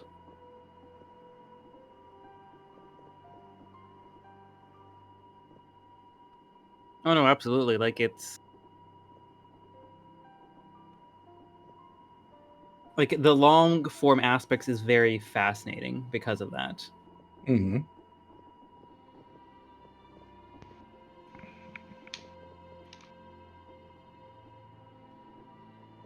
Yeah, honestly, I would say the human mind's capacity for adaptation is incredible. It can take even the worst situations and it can normalize them. So I don't think it's a matter of if things will become normalized. It's a matter of what will that process look like in the long run. Like, Yeah. would there be grieving? Would there be acceptance? Would there be anger, sadness, denial? Yeah, and I mean, it kind of depends upon the person because, like, you might have someone who's, never quite fit in and, has always just longed to basically, one with wolves. So, Mhm. actually turning into one would be borderline wish fulfillment. And, like, sure, they'd be confused and stuff, but, they probably would very quickly turn around to adapting and seeing the positives in it, where someone who, let's just say, their royalty, they're about to get married or about to like start take over their, their Mhm. realm, and then they get, start turning into like a deer, then be panic, confusion, and Mhm. maybe even anger at like, what did they do to deserve this? And that reluctance to accept or even maybe even seek help would Mhm. like maybe they are so confused and embarrassed that they delay seeking, magical help well past the point of it actually being effective. Here's another thought with that whole thing. At least with the long form ones, taking decades or whatever, would you even survive that long? Because as you lose the use of your hands, you would no longer be able to work. But and would there be, I mean, it depends on the setting, of course, but would there even be some way for you to actually make a living then at that point and continue to feed yourself? Well, when it comes to chronic issues, generally you do see a diminishment of life, but that doesn't necessarily mean that you're completely eliminated from it. I mean, how many people have we seen with, like, say, muscular dystrophy who they go for as long as they can until inevitably they are forced to say, like, you know what, I can't do it anymore. I have to rely on others to help provide for certain needs. And then that becomes normalized. And then the next step happens like, oh no, I can no longer transfer from my wheelchair to my bed by myself. I need help, and and Right, on it but those goes. are recognized medical issues. And what's to say that something like, the actual physical change of your body isn't? Like I said, it depends on the setting. But if it's a setting where you're gonna be that upset about it, where it's not a commonplace thing, then it most likely wouldn't be. Like, it'd be one thing if we're setting in a world where, yeah, changing like that happens all the time, and people who've gone through it and all that, but it'd be an Hmm. entirely different thing if it's, like, almost unheard of, or a new Potentially. thing. The argument that I'm making is simply that regardless, it'll get normalized one way or another. Like, Mm-hmm. you're going to be forced to accept certain truths, and either you'll adapt to them or you will perish. And the world around you, I mean, like, assuming that, there's still people around and they love you, they'll probably try to do their best to help you out too. Mm, yep, Not and to mention certain yeah. social resources like interested scientists or magicians. I Yeah, mean, my thing wasn't necessarily that you wouldn't adapt to it. My thing was, how would you go about finding another way to make a living and such? Like, suddenly you can no longer do any job that you would have previously even considered applying for because you Hmm. can't use your hands very well, or at least not well enough to manipulate machinery or whatever. I mean, And that's kind of where, there comes a point in a long form transformation where essentially that perception of, I guess, like humanity versus creature Mhm. shifts. And yeah, like sure, you can no longer, let's say, go to the office and, file your taxes, but, you know, that is where you have a very, I'd say, a very interesting analysis in terms of the essentially almost like the human will, because you know we don't want to give up, we don't want to perish, so we adapt. you'd have probably that point in the story where it's like, hey, I am no longer human enough to function in a human society, so you remove yourself from human society and, try to survive in the wilderness, which your body is increasingly becoming adapted to.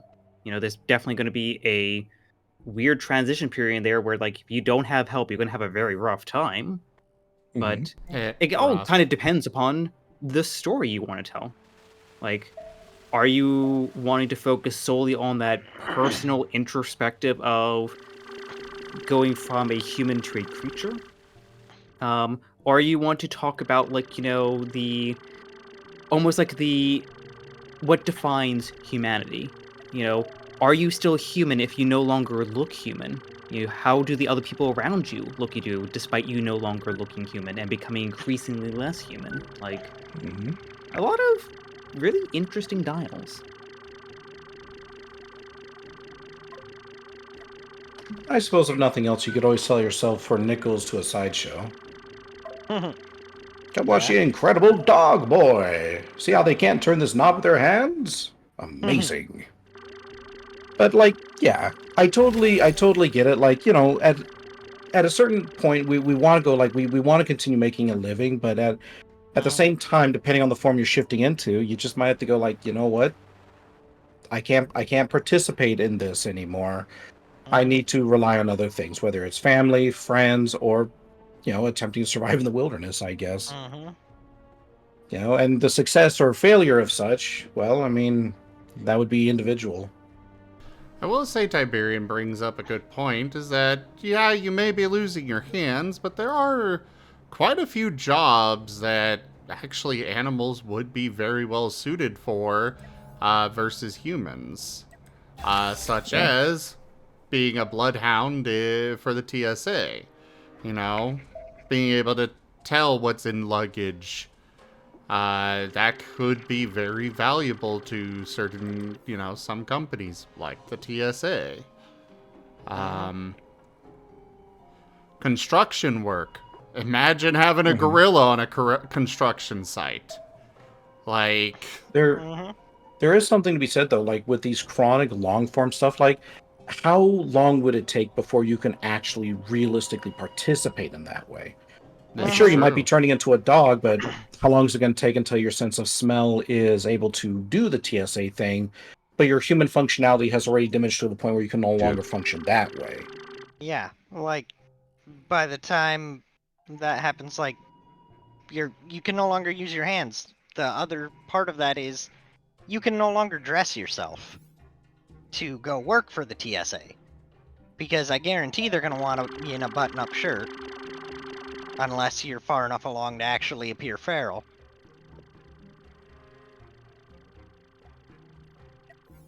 Yeah, honestly, I would expect, like, regardless of the circumstances, there would probably just have to be realistically a rehabilitation period. Just like, hey, okay, this person's changing. Obviously, they can't really do things anymore, and they aren't ready to participate as an animal yet. We're just gonna have to keep them in a location until they finish whatever it is that they're doing, and then make a plan from there. But yeah, it all kind of boils down to how do you, as the storyteller, want to have, your subject react? How do you want their loved ones to react if they find out or discover it? How do you want society to react? Because there's so many different permutations. Like, like, could you imagine if, like, you have character turning into a were creature and only to discover that, yeah, all the mythological creatures are real. So werewolves are real. You are just basically another case of the government picking up another fresh werewolf to note down, document, analyze a little bit, and keep hidden from general society. I'm sorry, I just pictured like the FBI going out and bringing home a werewolf and be like, he followed me home, can I keep him?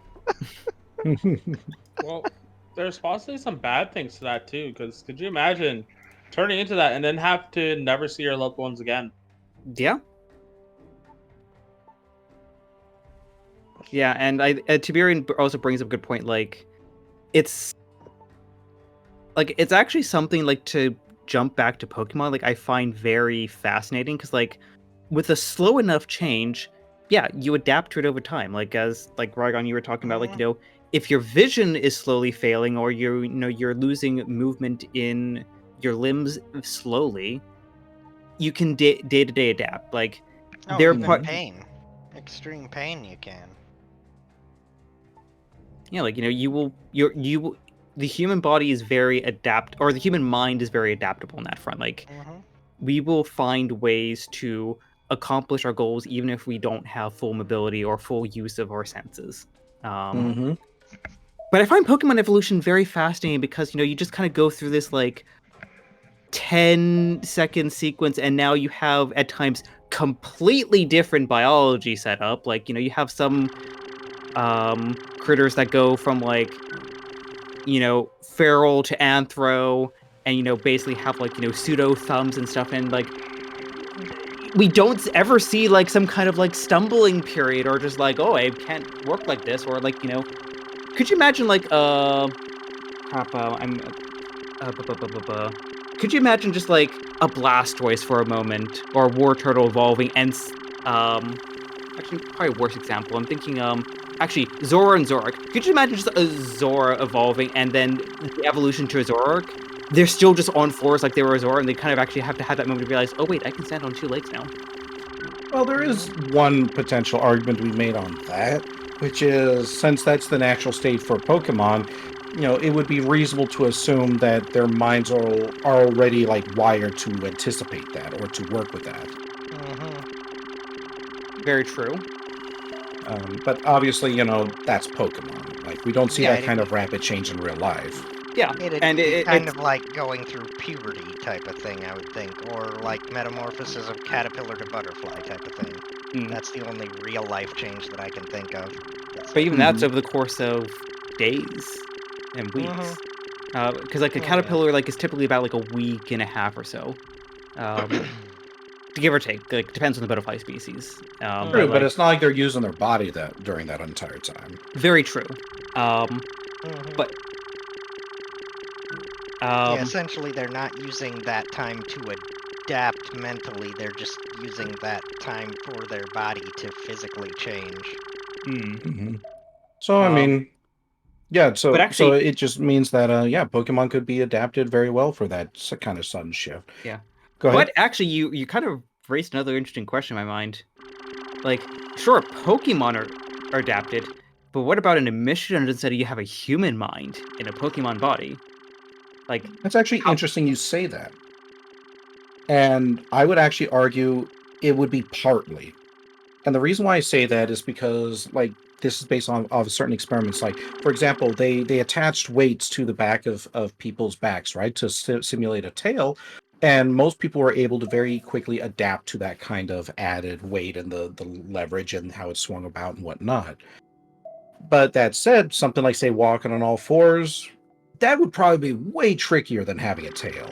Because our ancestors, they probably didn't have to do that for a very long time. Yeah, and I would also imagine...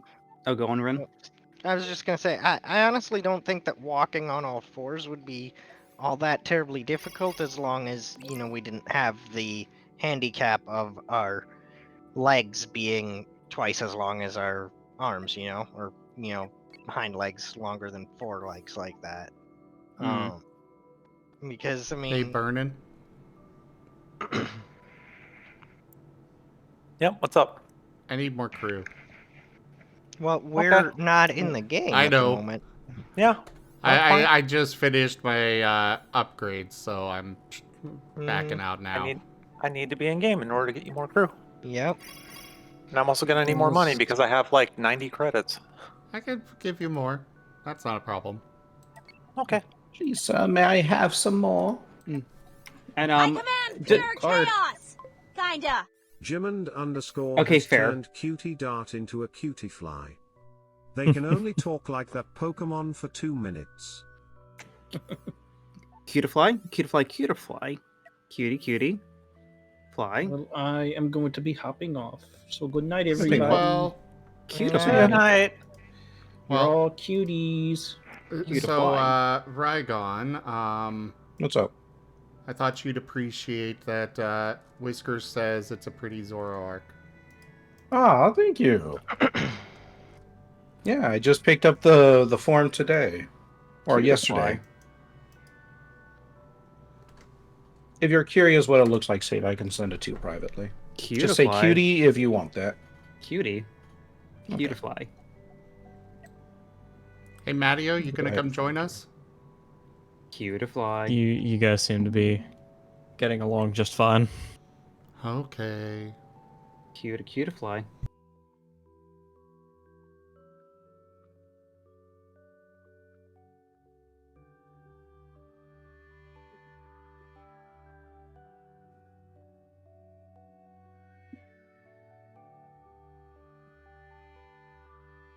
Yeah, that pose is looking fine, Zen. Excellent. I command pure chaos! Kinda. Jimond_ has turned Nim into a Zubat. They can only Cutifly. talk like that Pokemon for 2 minutes. Cave herpes. There you go, Seda. Cutifly? Cave herpes. Cutifly? Is that what a Zubat is to you?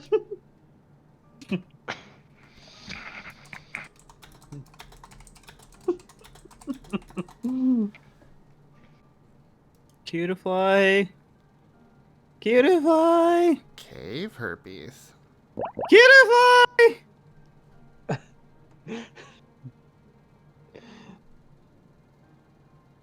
Zubat. Okay, where's the repel? Cave herpes. Spray. Cave herpes. Cave herpes. Cave herpes. Cave herpes. I'm okay with this. Cave herpes. Cave herpes.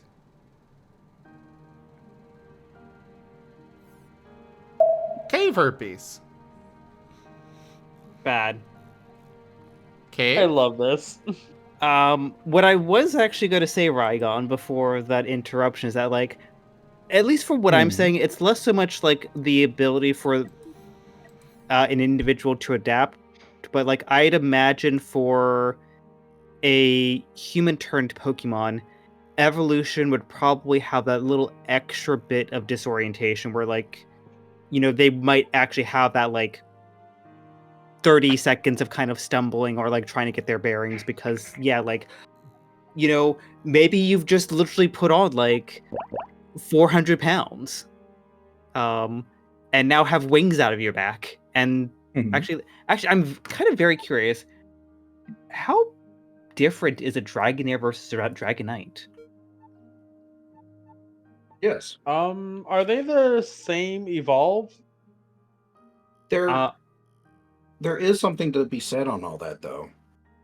Let's be honest. That 30 seconds of stumbling around, that might just be a fantasy concept, something that we just go like, okay, so we're doing this just so we can keep the show going. But what would the reality be? Reality could be that, well, you might need just straight up like a month of physical therapy before you learn how to walk again. Yeah. I mean, actually... Vernon, I did not catch what you said. I need some money.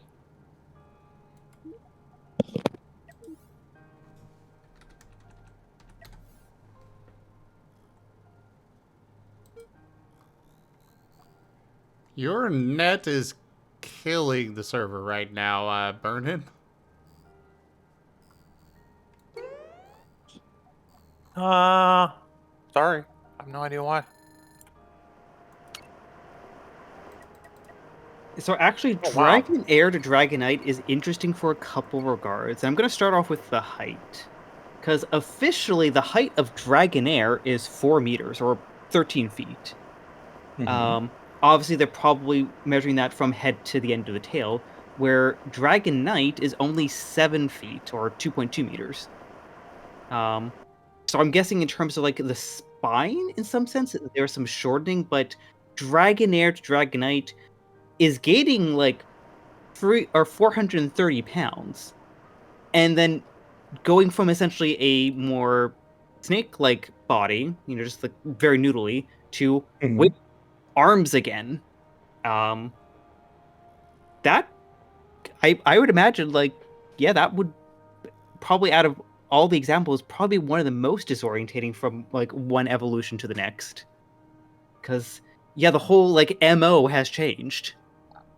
You could argue a Rockruff to a Lycanroc, even like a midnight form, the same core mechanics are still there. You just what puppy hasn't stood on their hind legs at least once, even if they're just popping themselves up, so it probably wouldn't be that weird. But yeah, Dragonair to Dragonite might be probably one of the most disorientating evolutions for a human turned Pokemon. Mm-hmm.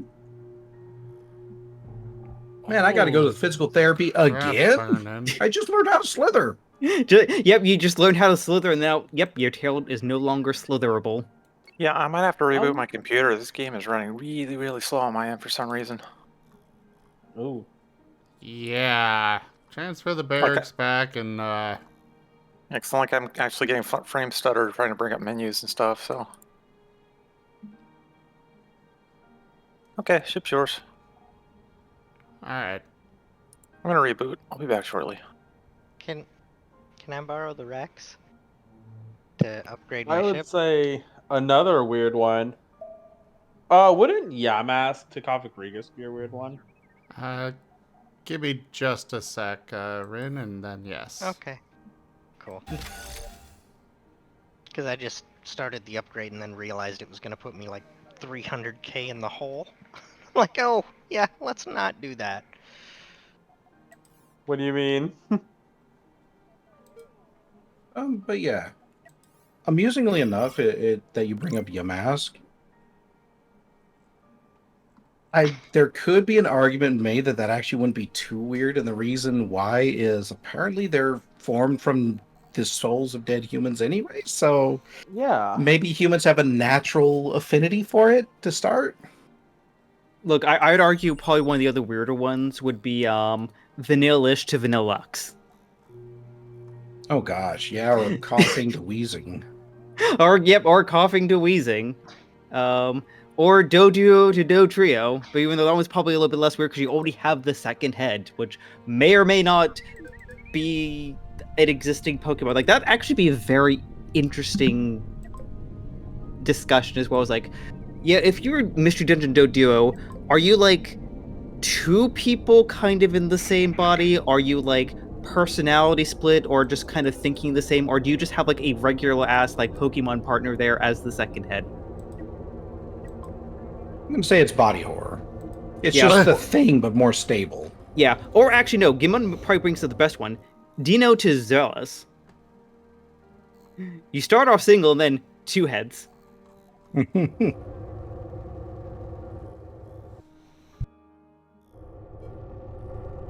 What about Diglett to Dugtrio? Yep, another one. It's I'm pretty sure Dugtrio is actually canonically just 3 Diglets. We can't confirm or deny this. Yeah, that's true. Just like Magnemite and Magneton. It's just 3 Magnemites.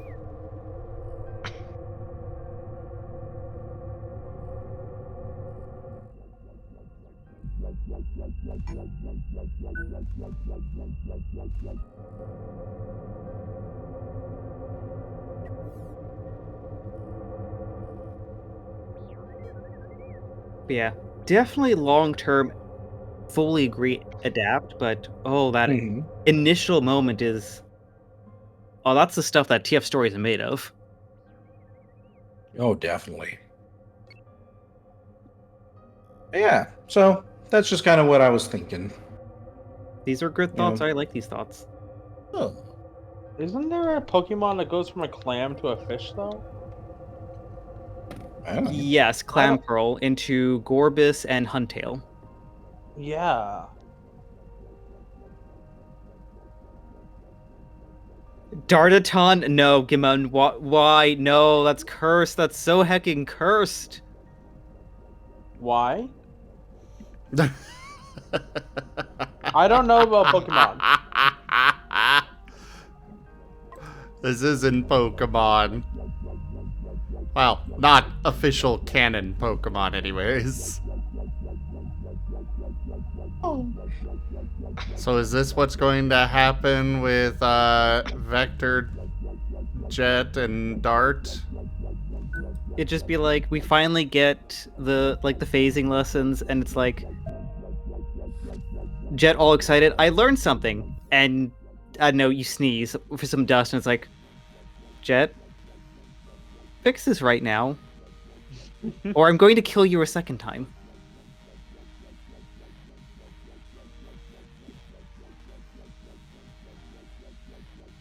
You guys are making me think of what are my favorite Pokemon now. Like, Good. Do I have any good favorite Pokemon? It's like, hey, what's your favorite Pokemon? I would say I don't think I would ever have a Pokesona though, because I don't know why I would do that. You'd be surprised.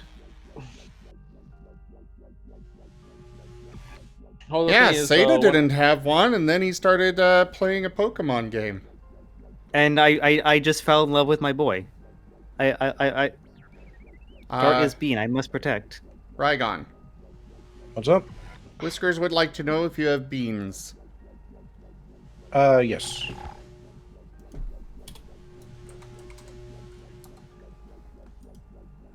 Well, I know for a fact I would probably want to stay with the Kobold Fox Fennec thing going on.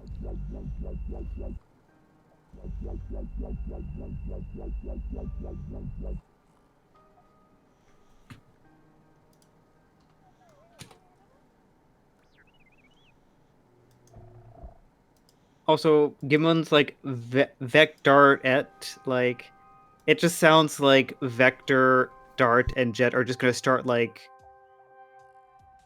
Okay, what's the three-person version of a quartet? English is failing me.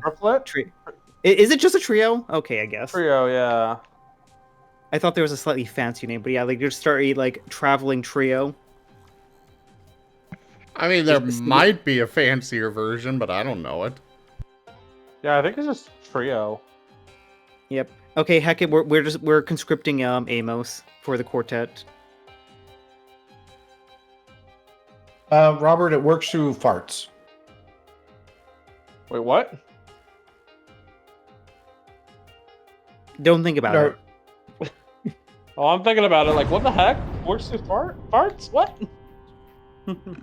They're asking for the Pokemon of the levitation's primary mode of locomotion, and the problem is not knowing how it works on a physical level. Well, there you go. It's farts.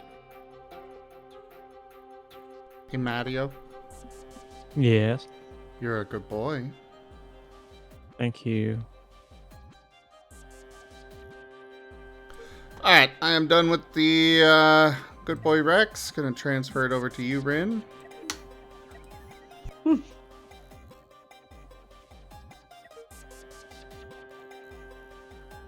do you want me to bring Burnham back up? Yeah. Hey, Burnham.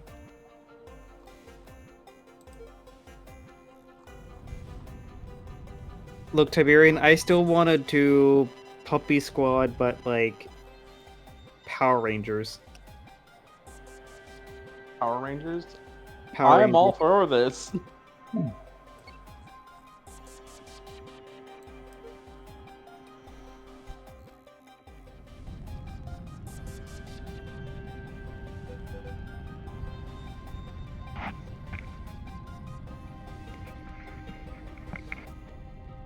So I have a distinct worry that we're probably envisioning slightly different things. Who knows? Yeah, okay, yep. No, Tiberian was thinking about the Zords as opposed to like, them piloting mechs.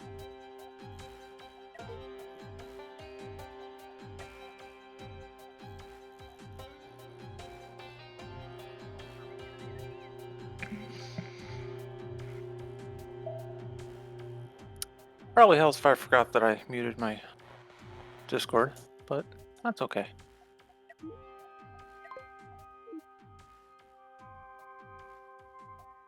Well, welcome back. Welcome back. I've rebooted computer if you want to try to let me back in game.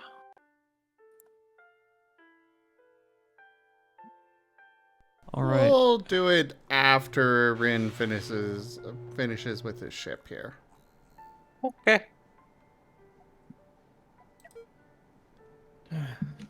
Also, the Guardian is moving much faster now. And by Nice. that I mean about 10 meters faster.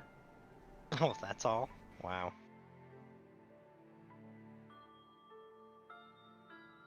I think I've finally written the script correctly. I think.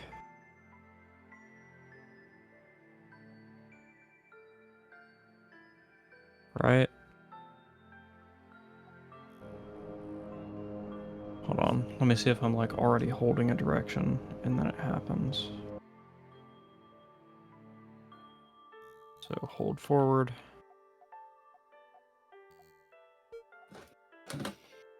Holy shit, that worked.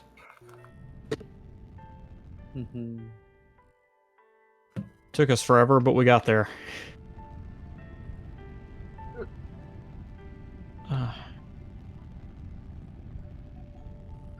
Now people can torture me with dragon spawns. I'm so happy. Pure chaos! Kinda. Jimond_ has turned Matayarasu the adorable red panda into a pancham. They can only talk like that Pokemon for 2 minutes. Pancham. I would have personally called a Stuffle, but that works, I guess. Oh, they already did Stuffle. Okay, fair. Not tonight, but another day. Pancham. Papa Pancham. Drop the bass. Pancham.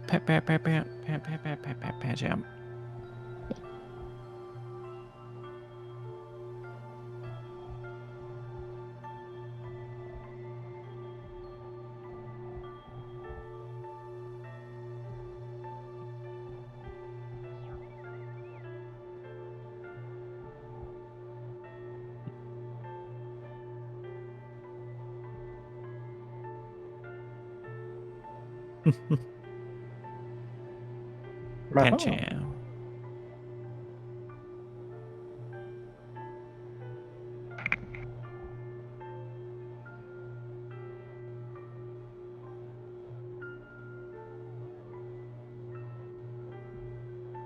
I gotta say, Nim looks good as a Lycanroc.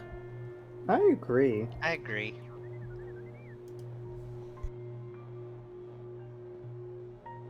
Granted, I don't think I've ever seen Nim any other way, but I agree. Nim looks good this way. Oh, let me fix that.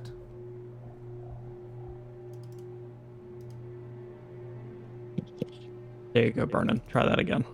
Granted, before he was just standard wolf, but I mean, he's got the saber teeth thing, but I've changed to his normal view. I'm just waiting for the stream to catch up. Ah, there it is. Oh, yeah, I guess I have seen him before. Yeah. I vaguely remember that. Alright. Working as intended. Thank you for helping me test Burnin's son. Yeah, he definitely looks more elegant as the Lycanroc. Which fits, considering where he's at with his story, having slain his dragon and eaten it and stuff. He's retired.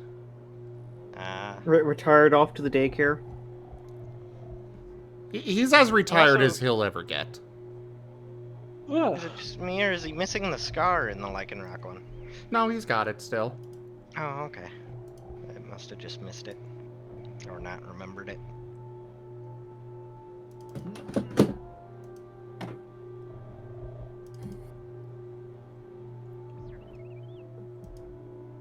Switched back.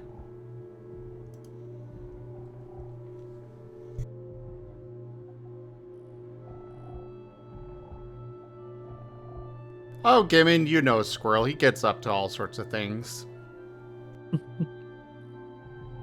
Gimmon's still awake. Gibbon literally just turned you into a Pokemon. I've not been paying attention to anything except code for a while now.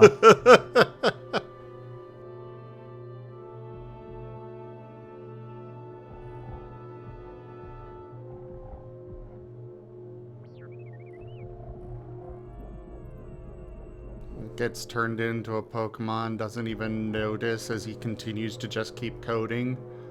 And then he turns back and is like, wait, did something happen? That sounds like a programmer, yes. Why is all my code just a series of panchams?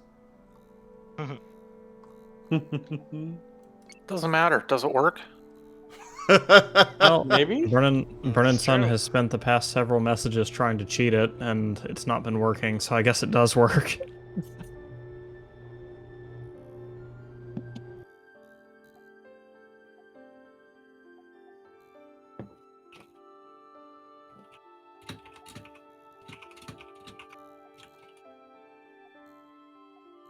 Although I'm not going to know until the situation where it's actually supposed to spawn things comes up.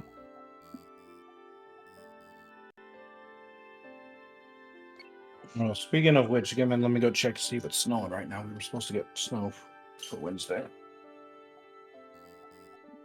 And I'm gonna guess your code does not work if somebody does like multiple cheers in one text message.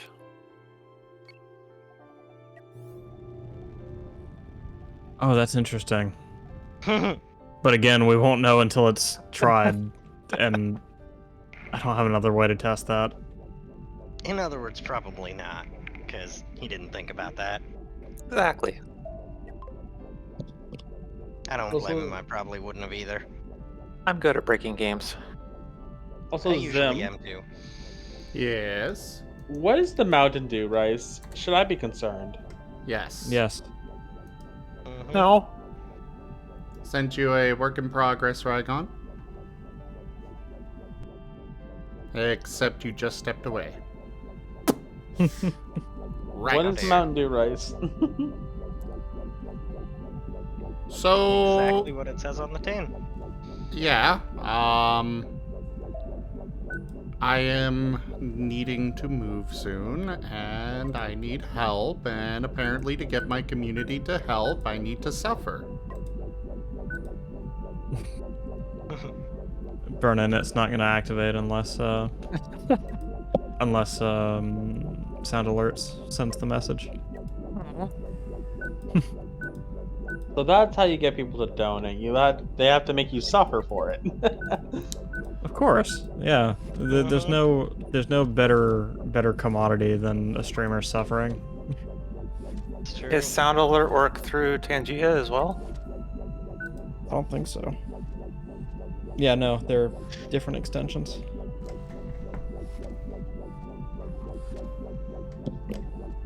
I'm trying to think, like, how can I make me suffer? How can you make you suffer? Yeah, because I like to play it very safe. I mean, I can write code for you, it's no problem. Oh no. Well, Yeah, the thing if you want to make yourself suffer, be a programmer. no That's thanks. true.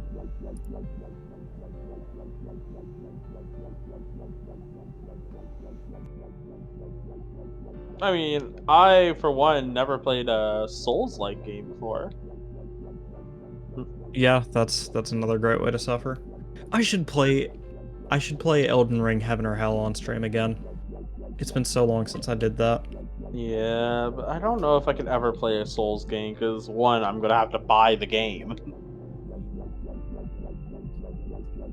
Yeah, but that's why you play like Heaven or Hell. Like, well, True. buy the game is a different issue, but yeah, man. Just or NB. I'm sorry, I don't know pronouns. No, it doesn't matter. It's yeah, Heaven or Hell's great. You hit it or it hits you. Either way, something dies. Yeah. I mean, I could play Nintendo's original Dark Souls, which is Zelda 2.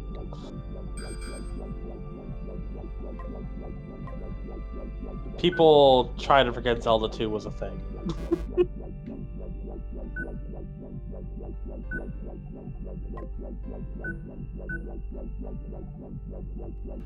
Nintendo tries to forget Zelda 2 was a thing.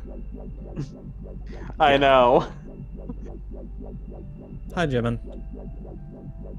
It's because I think Nintendo wanted to make an RPG, but they didn't want to make a new series, so they tried to turn Zelda into an RPG type game. Wasn't Zelda an RPG type game to begin with? No, not really. There's no like RPG. There's no leveling up. There's none of that.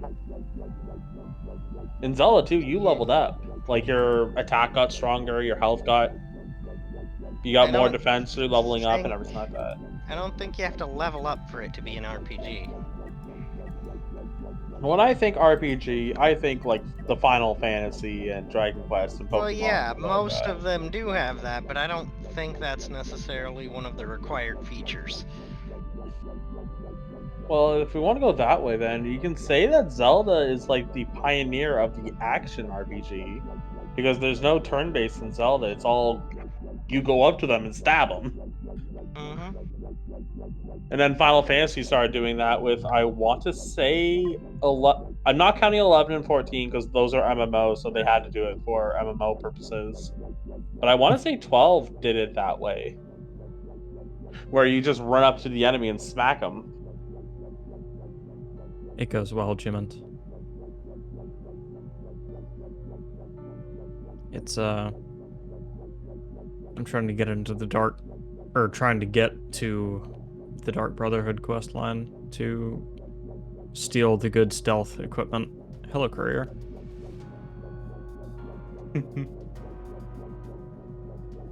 And, yeah, because I need their equipment to be better at sneaking and sneak killing things. Sneak up on the guys who are best at sneaking so you can get their sneaky gear to be sneakier. Yeah. Plus Astrid's already put a hit on me, so I'm not working for her. She can kick rocks. Good question. If you get your stealth high enough, can't you just steal the clothes off of a person while they're standing? Yes. Yes, you can. That's a thing that can be done. Indeed. You just duck and they can't see you, and it's like, they see you. Duck. Where'd you go? Hey, you put a bucket over their head. Perceive me. I forgot Skyrim has their funny stuff. Hey, Rygon, you back yet? Yep, I'm back. I sent you a work in progress. Ooh.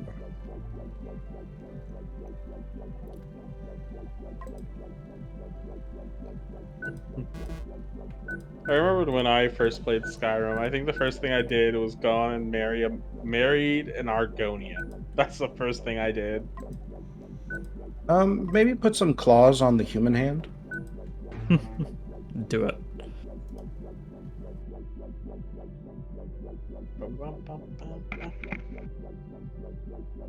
Please, I just want to sleep somewhere. So the rest of it looks.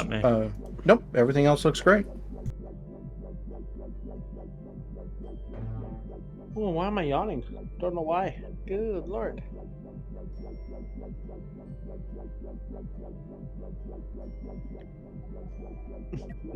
I seen those plates flying.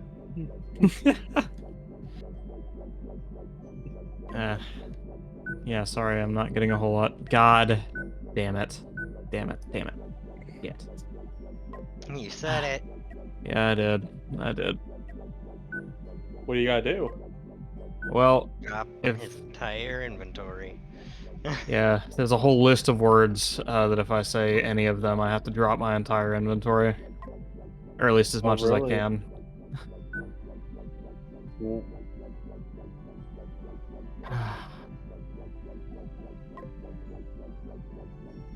So I noticed yesterday, or whenever it was, you weren't dropping your equipped items. Or at least not your armor. Wasn't I?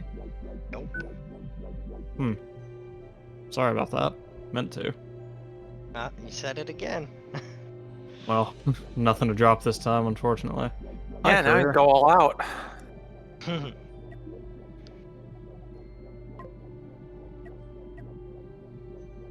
No, he can't, because I'll punish him if he does.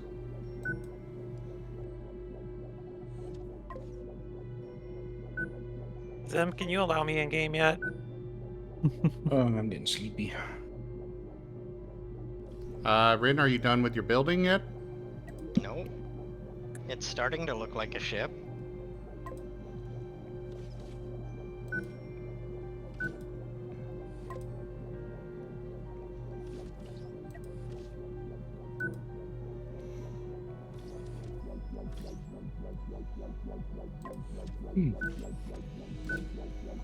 Ragon cute. Him cute.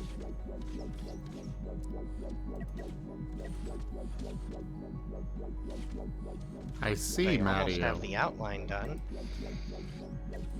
So you have chosen death.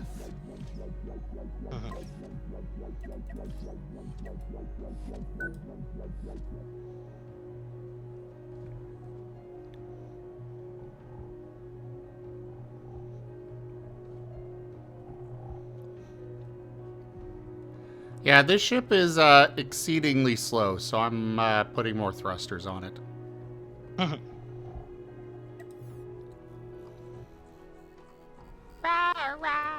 Rawr! Rawr, rawr, rawr. Oh, this poor teeny tiny ship.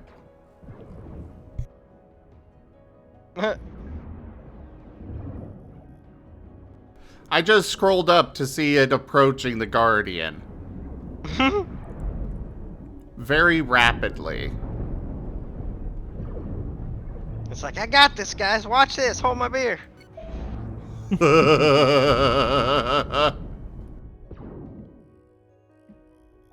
Oh crap, I don't got this. I don't got this. Ah!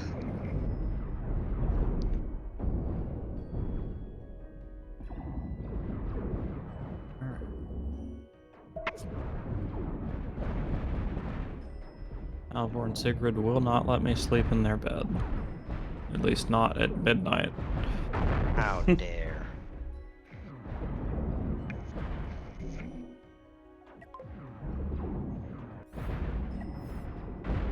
Okay. They really should have it where it's like, okay, 50% of the ship is dead. We surrender. Yep. Or That something is in to there. that effect. Something that they're working on is like taking enemy crew and things like that. I have no idea.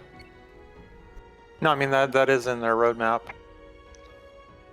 Yeah, but we're not talking about the taking enemy crew. We're talking about the ship. Oh yeah, I know.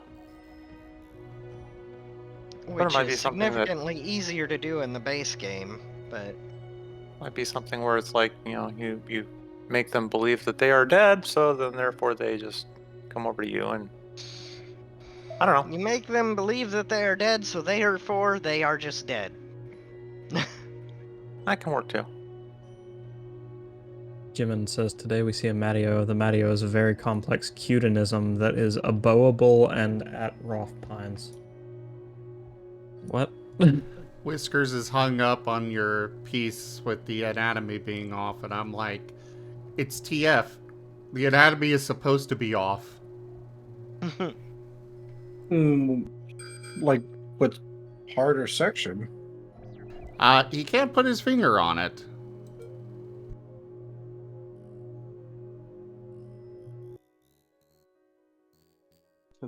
He's not certain what is off about it. Jimin, I appreciate the attempt, but I have nothing to drop. I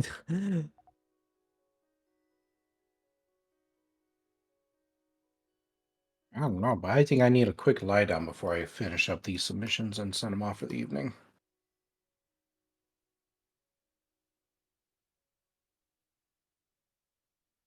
I'll still be here. I'm just... No. Good night. No, I'm not going to sleep. Night-night. I'll just be further away. Everybody say night-night to the sleepy boy.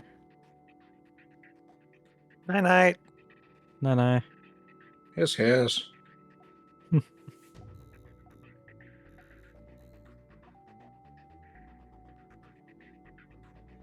Alright, now that the code has been edited and fixed, tomorrow I'll be ready for attempting a brand new run again. Round 6.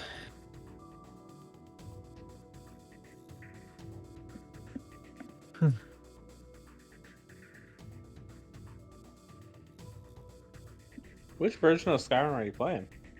Special edition. Oh, this is the newest one? Yeah. Leave it to Bethesda to release the same game for over 10 years. But you know for a fact, they'll try to keep this game going for 20 years. Yeah. And Whiskers, the only thing I can even see that would be something to potentially throw an individual off might be the human leg. Maybe it just looks like it's sitting wonky with a chair. I don't know.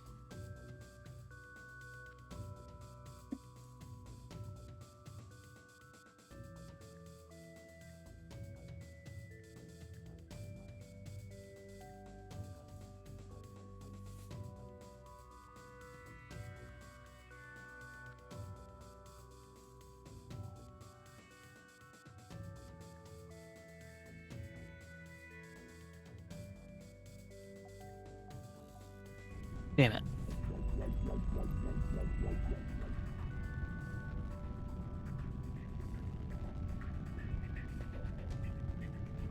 What are you damning and why?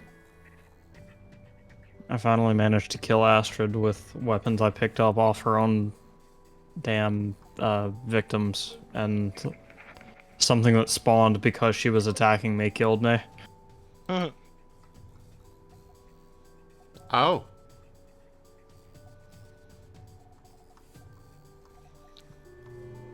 Game said, yeah, no. Yeah, you're not cheesing it. Sorry, bud. Mm-hmm.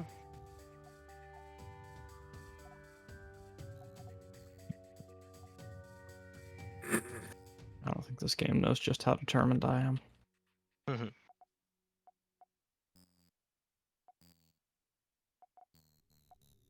Well, it is past 3 a.m. for me, so I'm gonna go get some rest for the night. Really? I'm only staying up as long enough to see this art get done, so I'm not too far behind you. Have a great night, you beans. See you, Seda. Have a good rest. Good night, Seda. Thanks for hanging Good out. night. My pleasure. You're all cute. You too. Lies, slander. Incorrect.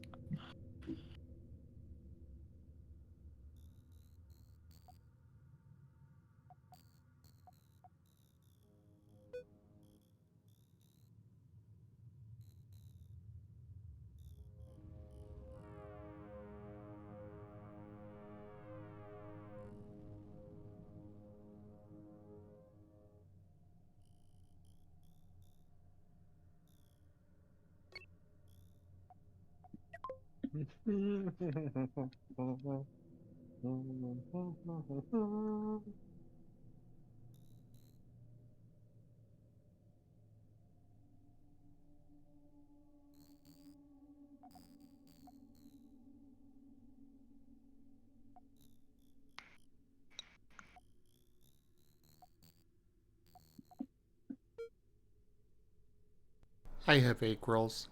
I am happy. Yay, Egg rolls.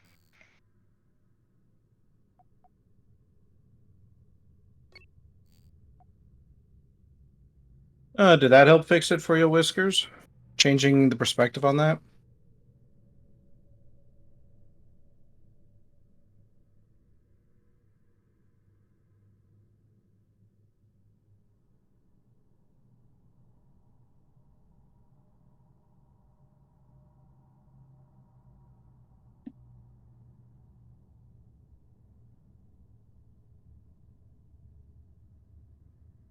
I'm glad.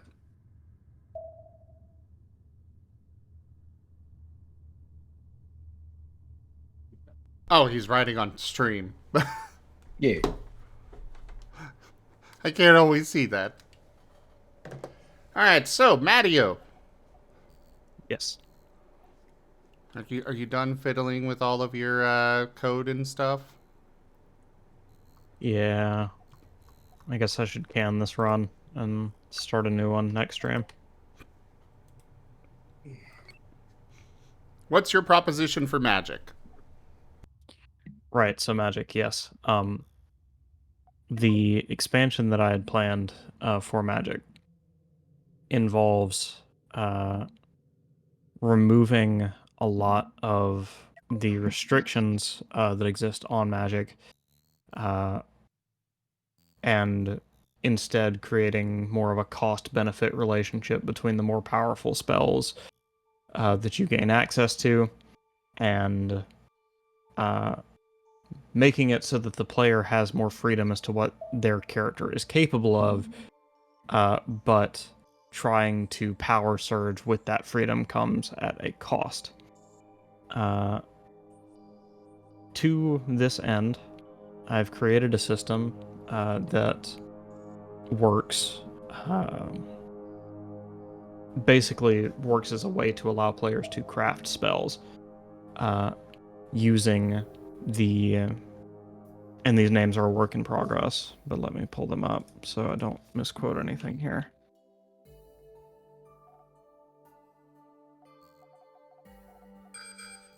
Using, where is it? Come on. There we are. Using keywords called,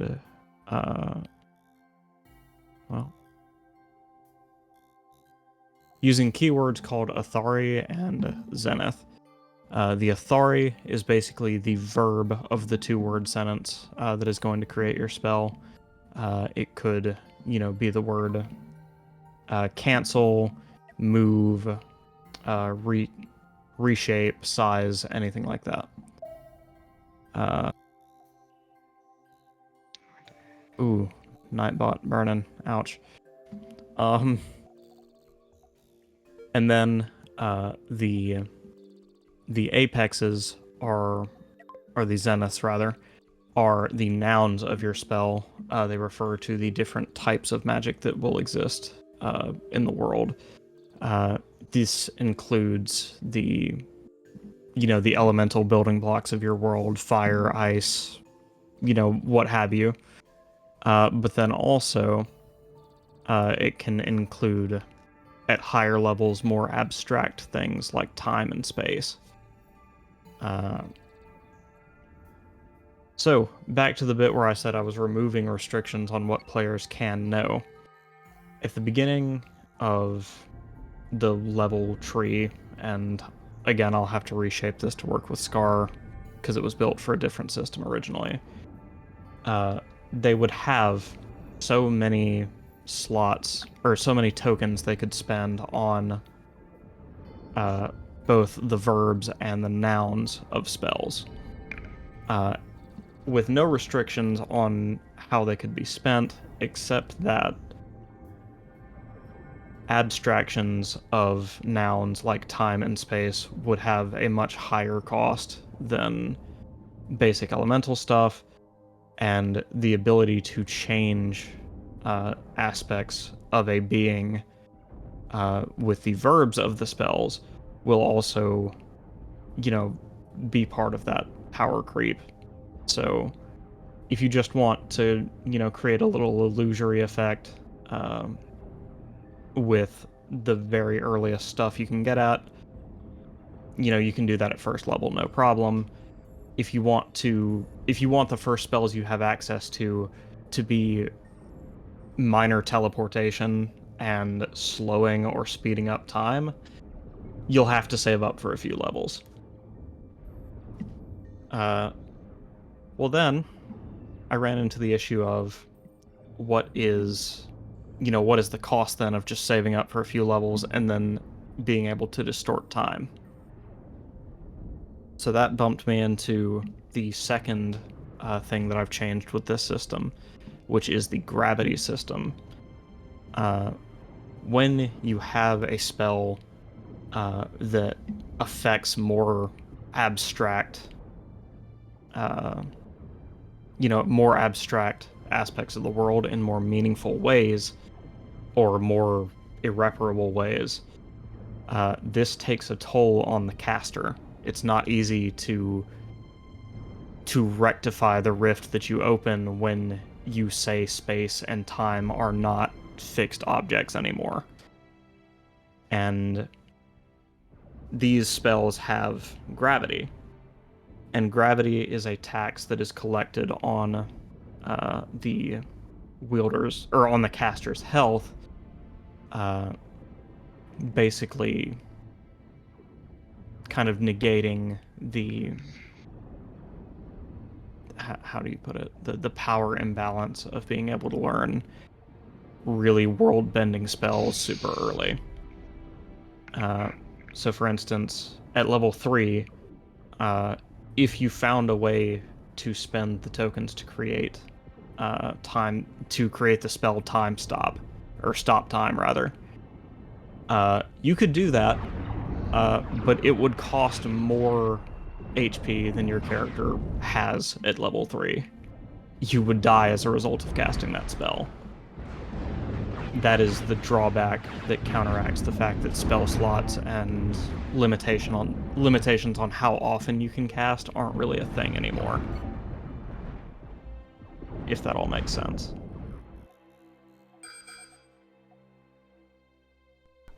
I'm following what you're saying, and I definitely like the sounds of it.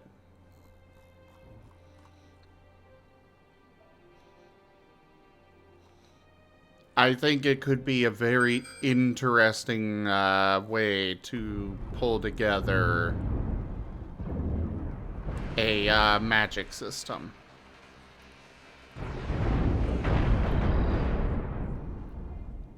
And I very much think that that would be a lot of fun to play around with.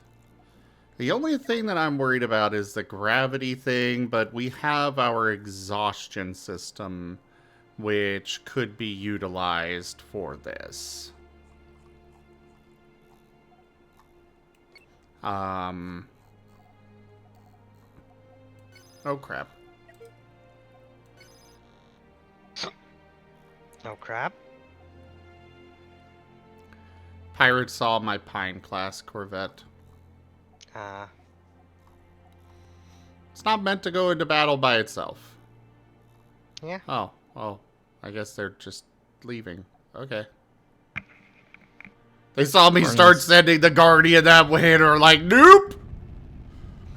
Pernod's son trying so hard to confuse my code.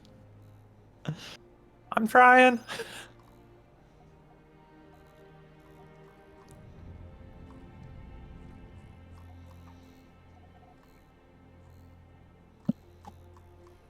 But yeah, if, God bless, there ever comes a time where we can talk more in depth about, how that might work in the SCAR system, I've already got a setting planned for it, to kind of help explain how this came to be and how that's different from other fantasy settings. Yeah, well, once we get the details of the magic system tacked down, I'm good to go. If I could get your blessing to be a storyteller at that point.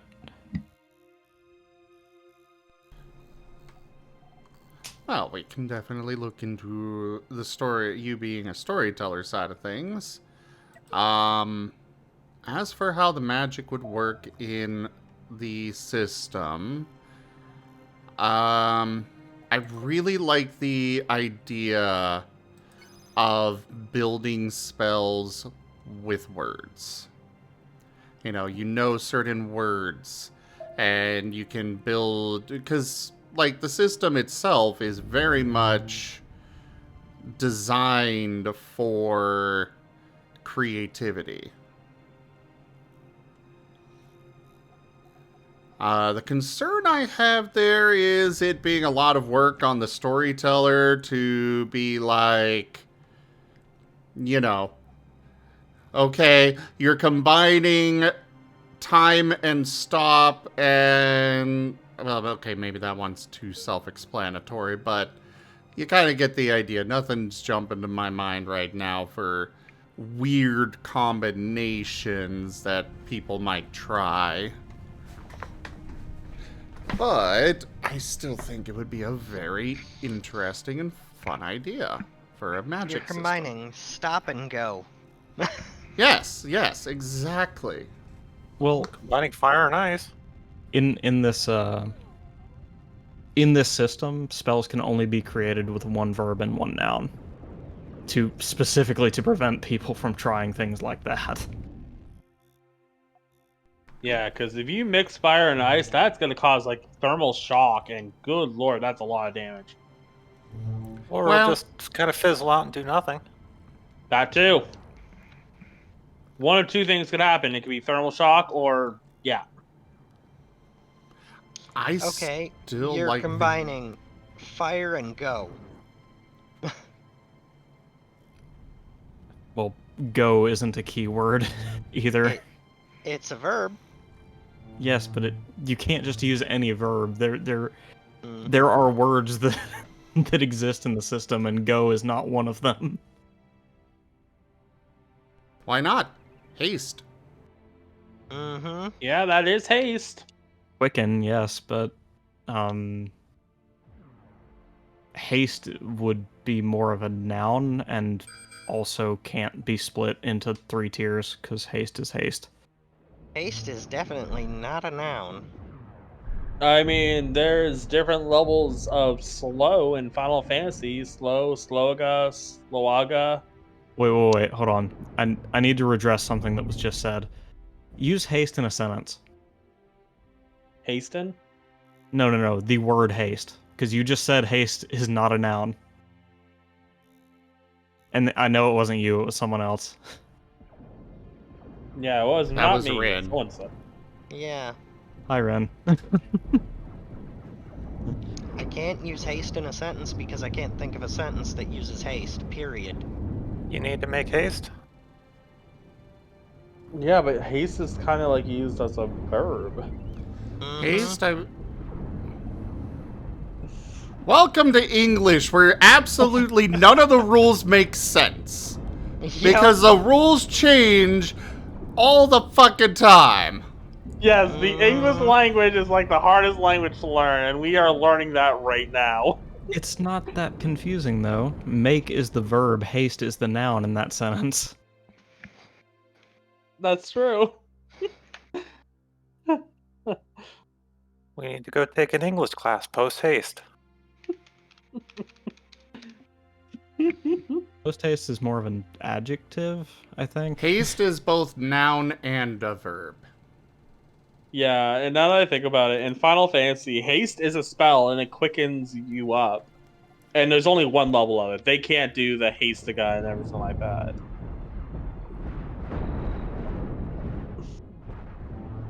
All it does is like doubles your speed or something. Not double, maybe you get a quarter speed boost.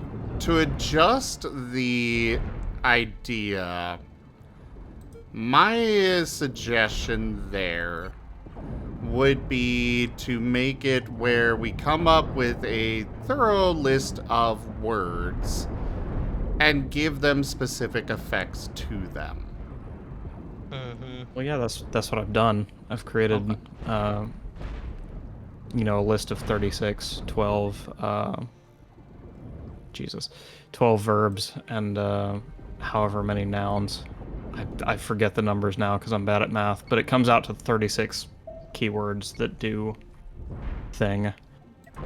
And I'm just working on defining things. Like creating limitations for the lower levels of resize, for example. Mm-hmm.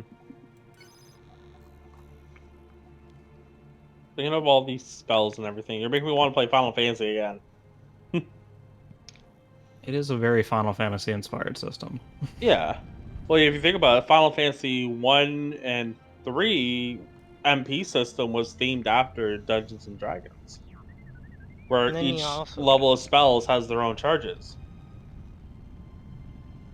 Then you also run into limitations with that of things like what if you want to make, say, an ice wall with the spell?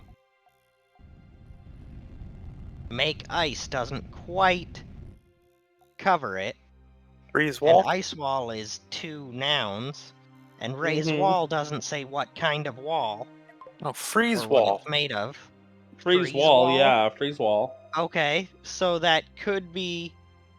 But that I mean, means that you have makes it freeze as sound a like verb. you're freezing a wall that already exists. And Ice then that also shield? means you could freeze ice. Ice Ice- shield is 2 nouns. Shield can also be a verb. Okay, but shield isn't a wall either. Well, it could be an A ice shield shield, is- like a giant ice shield. Well, in that case, shield is a noun. Shielded ice. Fielded ice. Now you're making us overthink this. Good lord. Yeah, I think I should have led with what the verbs and nouns you have access to are, and that would Well- cut down on a lot of the theoreticals.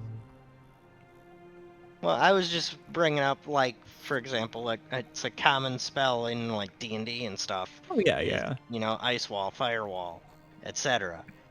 And, Yeah, like the null blaze, null ice, stuff like and that. I mean, I get where you're going with it, and I like what you're doing. That it can be pretty well customized. But then, if you get somebody who just wants to do one of the spells that are kind of a usual go-to spell, When you for get idiots certain like us that things, are trying to you break the can't- system. You can't really there, make Nibby. that kind of spell with that system. So another thing I've been wanting to play around with, and I know this isn't really an answer to your conundrum, Mhm. Ren, but one thing I have wanted to play around with is the idea that a party of, or not even a party, just a pair of casters who know words exclusive to themselves, allowing them to somehow combine the words that they know to cast spells they individually could not do. I'm thinking of And- some of the weird spells you can make with some of the weird nouns. But then that would require even more like exceptions and limitations and caveats, and I want to get the base system down first before I start working on, you know, how are we going to manage the things that you can do in other RPGs that this system doesn't, you know, create an out for. It is absolutely an intriguing system that might need some tweaking to properly fit in with the vibe of Scar. But if you're willing to let us do those tweaks, obviously we're not saying, give us your idea and we're just going to cut you out. No, it's going to be working with you. But if you're willing, I would be happy to have that be the main way that magic works in Scar. Because it's a very intriguing system. Something I was thinking of that's kind of along those lines that might give you a lot of good inspiration is the game Magicka. Yes. Mm-hmm. If you've never played that. I haven't. I'll have to check that out. Magicka is very good on that. Magicka has a bunch of different elements mainly, which you then combine together to make bigger spell effects.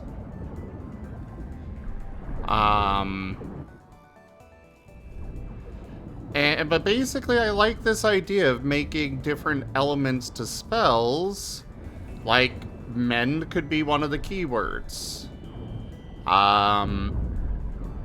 We could have ones for damage. You know, we could just have simple fire, which in turn becomes just simply adds fire damage, and then you need another word to add in, to actually add a number to that amount, etc., etc.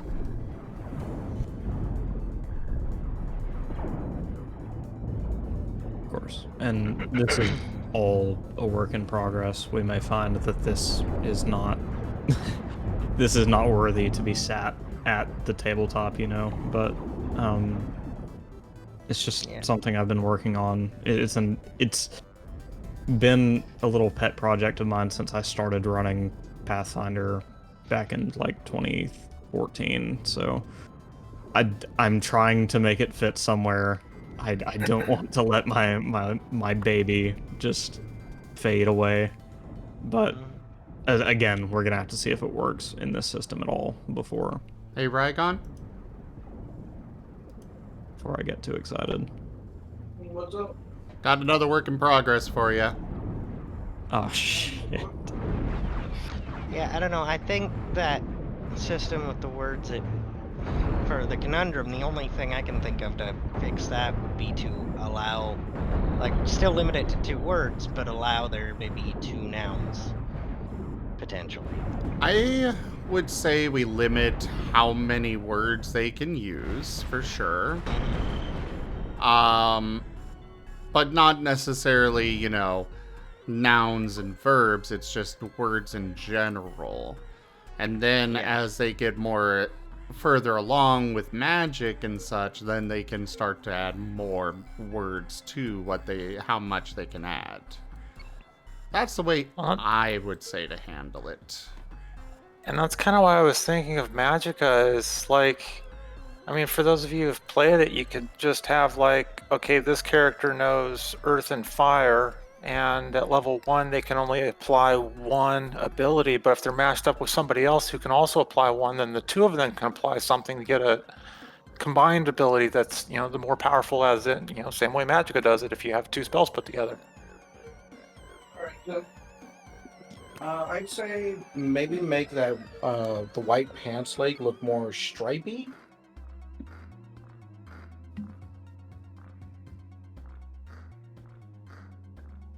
So like you see how the Pokeball and the stripe on the shirt are kind of something like that, but instead of like a full white pants leg, it's just more of a stripe going down the leg.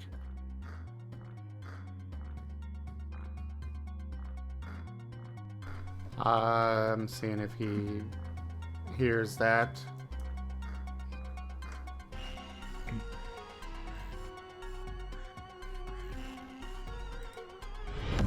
Rank up. Hold the line. This hamlet shall not fall.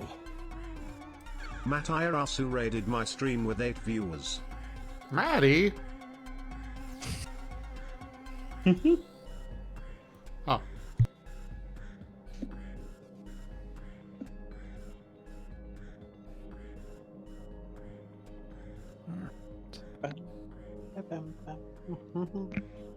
Level 1 spellcasters have access to 3 arcane tokens to spend on Apexes and Authority. For each new level, casters get 2 additional arcane tokens to spend at 3rd, Now, 6th, and 9th. What's up? Our system uses XP. You just kind of spend XP to level things up. So I would definitely say instead of having these tokens, you'd have there would be an XP cost. And it would basically be per word. But if they want to dump all the XP they get into just learning more words, why not let them? I mean, I didn't mean to say that you can only know 2 words ever. I just... That was the intended effect, is that especially at lower levels, players are incentivized to, start snatching up the smaller words first that have uses at lower levels. Alright, it's done building, and I should be hitting the hay too. You can do whatever you'd like with the 2 Architons here. 2? Our illustrious yes, champion returns. I got 2. Welcome home. Neither one of them is quite fully repaired, but they're both the pretty underscore close. noodle underscore dragon just resubscribed for 39 months. Got my Index VR headset today. Thank you for that resub, Burrito, and your 39 months of support, and thank you. But nice, congrats. So I can do whatever I want with these ships? Yep, with those two. Well, thank you. You're welcome. They Sleep have well? 10 crew each, which is enough to fly them around at least, but... Alright. Sleep well, we'll back out, you. get Burnin back in. If you're still here. Yep, I'm still here.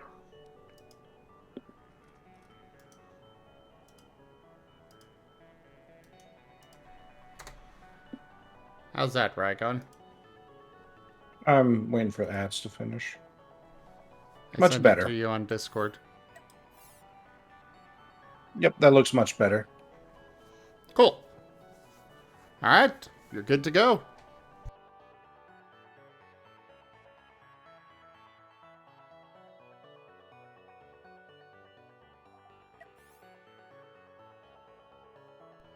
But yeah, Matteo,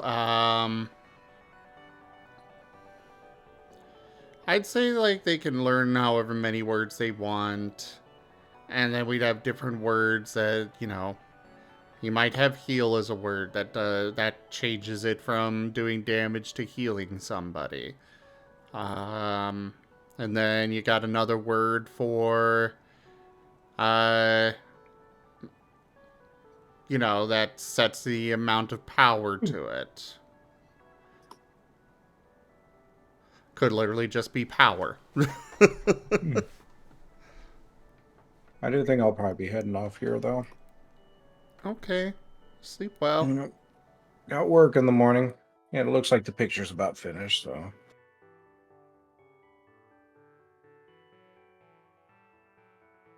Yeah. All right. I will catch y'all later. Look forward to seeing the completed product. Thank you, Whiskers. I appreciate your efforts. Catch you later, everyone. See you.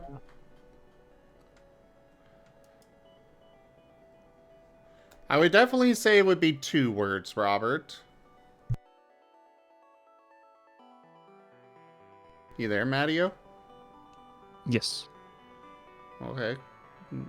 Aren't saying anything about what I was saying.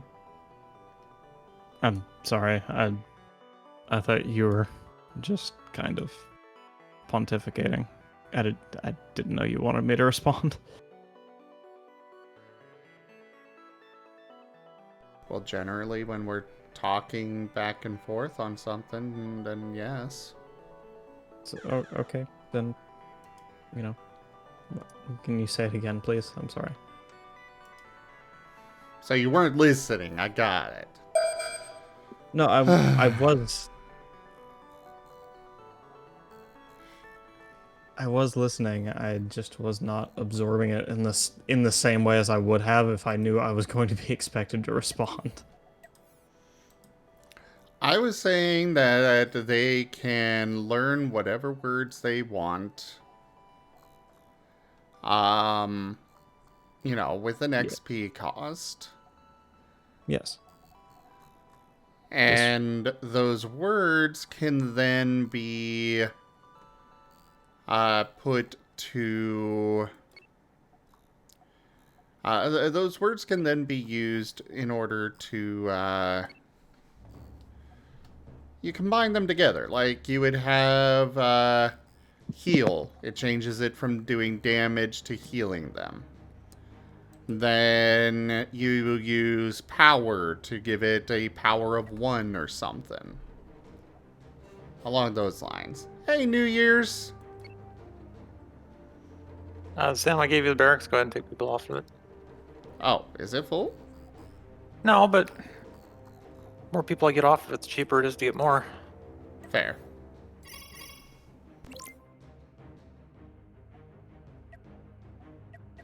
Just make sure to leave me 2.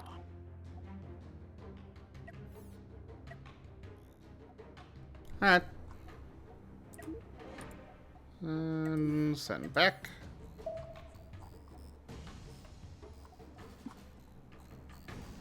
So, what do you think of that, Matteo? I think I like the idea. I think if we did it that way, we would need a special set of I think in that case heal should be the operative verb, and then we should have a set of I a set. still Oh, go ahead.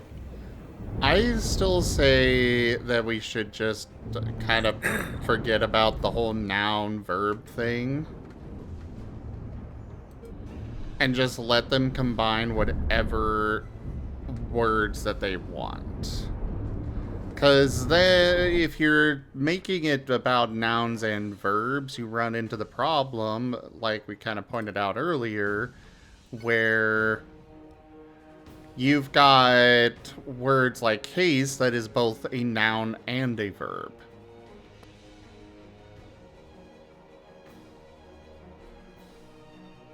Well, again, that's another reason I was thinking like Magicka, because you have the 8 elements that can fit into 5 slots, but then you also have, what is it, I think 5 different ways of casting? Whether it's self, surrounding, beam, targeted, that sort of thing. Yeah.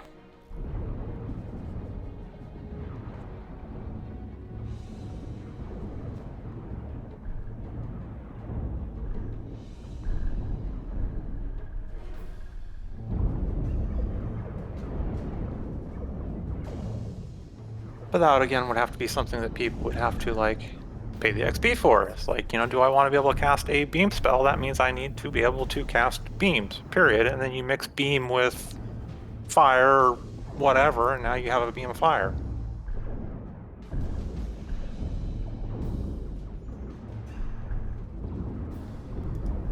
Matteo, are you... Sorry, trying to put words into English.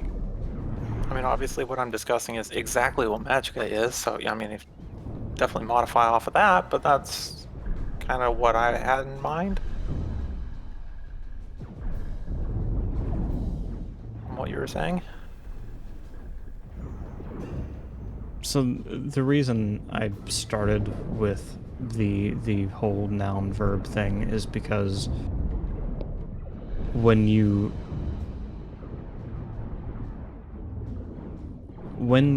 reduce the casting of a spell to a concept and what is being done with that concept, you have a pretty good understanding of what the spell is going to do.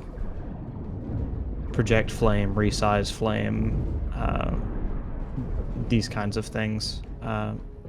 If you don't want to do that, that's fine, and I can retool it to not be that way. Because, yes, there are just a bunch of null combinations that just do nothing. Or either do nothing or have no practical effect when you write it that way. Well, when it comes to the SCAR system, it is very much all about creativity. It was designed from the ground up to allow creativity, and I figure you can attempt to do something, and the storyteller could ask, okay, what are you wanting to accomplish with these words?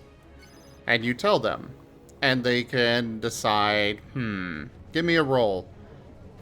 Or they could just simply say no. Whatever the case may be that they decide to go to do there,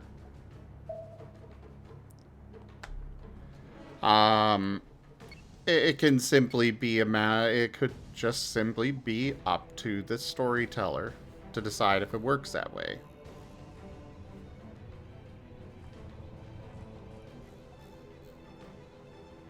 I feel like we encounter a lot of player frustration when it is not known from the outset what will and won't be possible.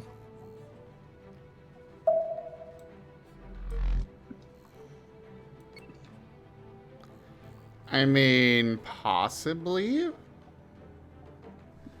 But at the same time, that's kind of a lot of how the game works. Like, we're gonna have these predefined on what they would do. You know, power adds 1 power. Heal changes it to a healing thing. And how they combine together, you can't really sit down and come up with a full list of, okay, if you combine this, this, and this, it's gonna work this way. Trying to do that is just unrealistic. And if you were to do that, you might as well just define spells. Yeah. Because you're basically spelling everything out anyway.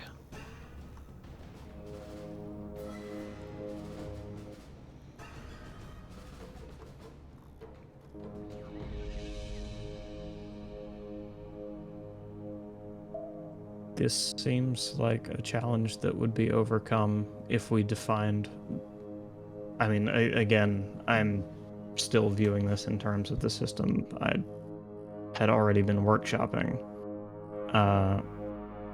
But if we determine what each of the keywords does in its own right, that should help to inform how it interacts with other keywords. Yeah. And kind of like an example that Robert brought up in the chat. You could combine drain and water. The way it's worded may infer that it is a,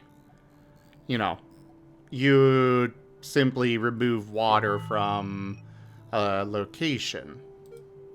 But we would have it be open-ended enough for the players to then be like, for the storyteller to ask, okay, what are you wanting this to do? And then the players will simply say, well, I want to remove the water from this person's body. And then the storyteller can be like, no, we're not allowing that. But then, of course, they would be able to pick a different spell.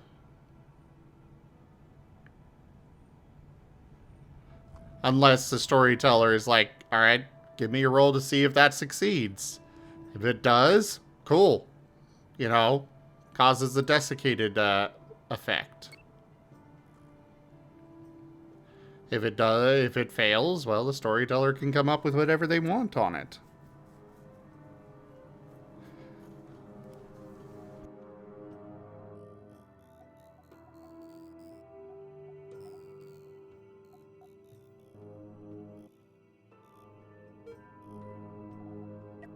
So, if we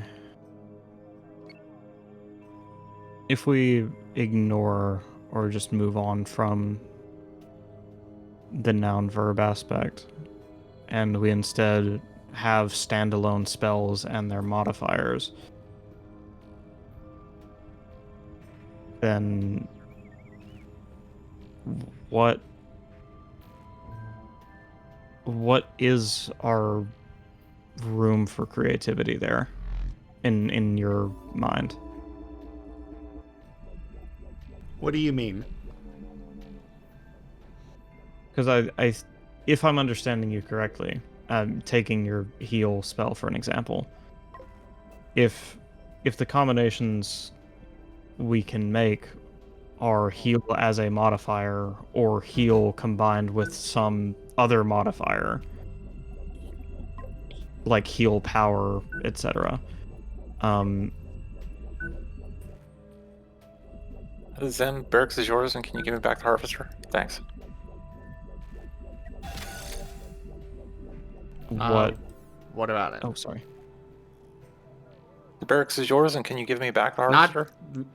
Oh. Yeah, otherwise, Maddie will go ahead. Yeah.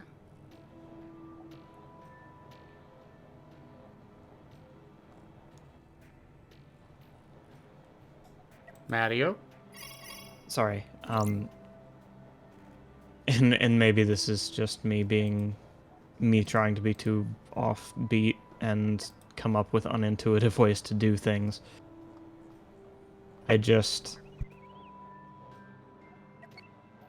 I feel it loses some of its spirit if it becomes one of these words is a spell all its own, and then everything else is a modifier, or anything you could combine with it is a modifier to that spell. That's not what I'm saying.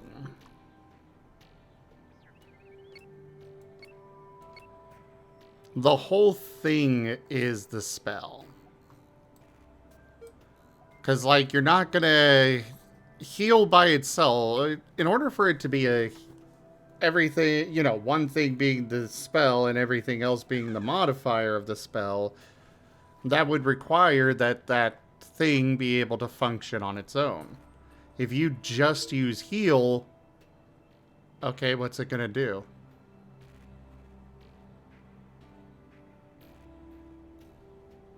I imagine it will heal the target.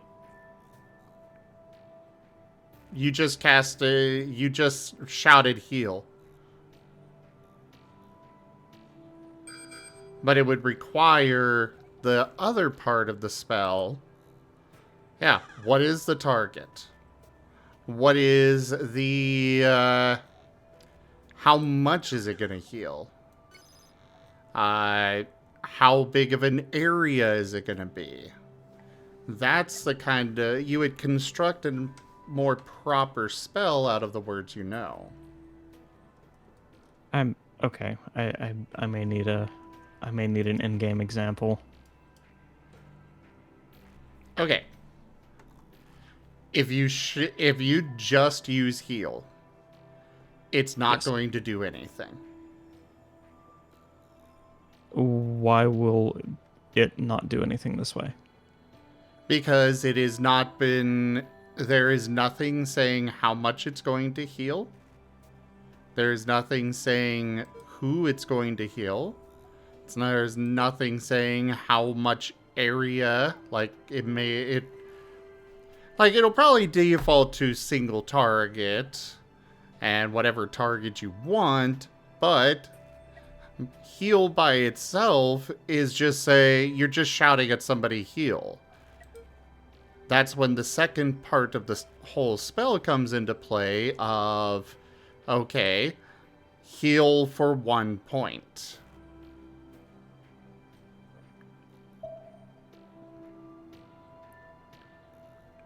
Okay. But how would we implement that in a way that we're not just adding words ad nauseum?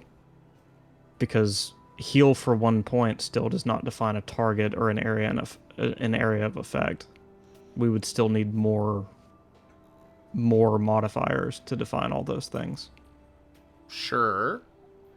At least if you want to go bigger, but we would probably default to single target.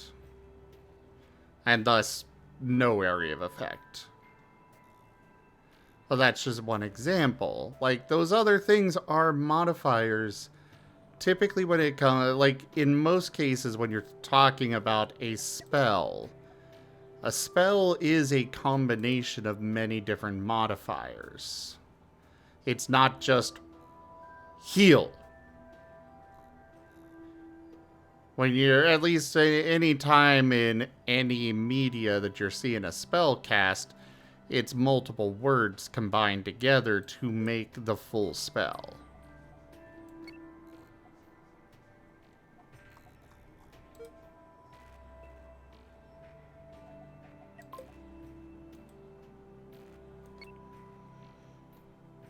So, in your proposed system, do the spells, or sorry, do the words that on their own evoke a spell, such as heal, does that just have... No, there is no spell that, there is no word that invokes a spell. There is no single word that would cause any effect.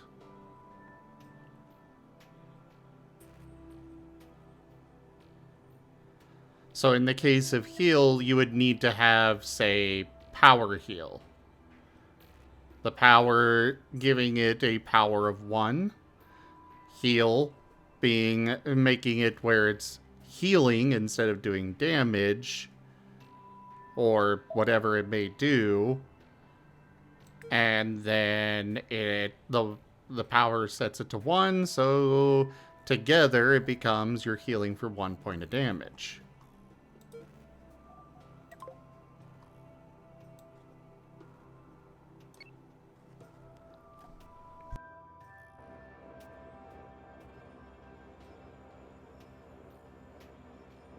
So what I was going to ask is, we have this. I don't know how we'd begin to define that. Then if heal itself is not sufficient to convey an effect. But anyways, ignoring that for a moment. In your proposed variation on the system, we have this word that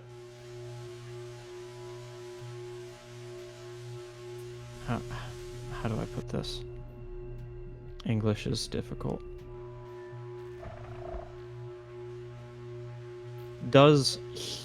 Okay, you've already said heal does not have an understood effect. If you just say heal, it will do nothing. So then what is the bare minimum number of things that needs to be modified for heal to have an effect? You would need at least 2 parameters, such as heal power.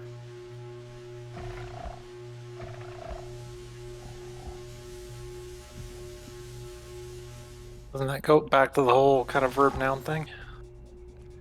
It's a little different than, because at least in this case, we're not calling them noun and verb, and you got one and the other, because both of those are nouns.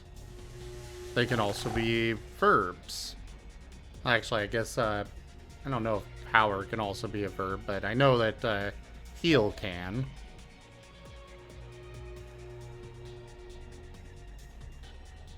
Then that sounds like kind of the same system, just want to call it, don't call it noun and verb. It's more of a thing and description of the thing. They're both descriptions of the overall spell. Right, yeah. But yes.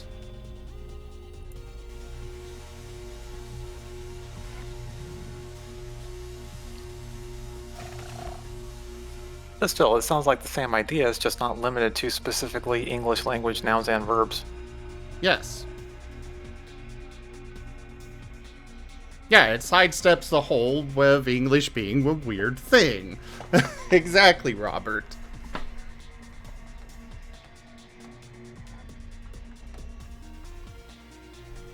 English is weird. They don't follow their own words or their own rules. Case in point, weird. Alright, let's...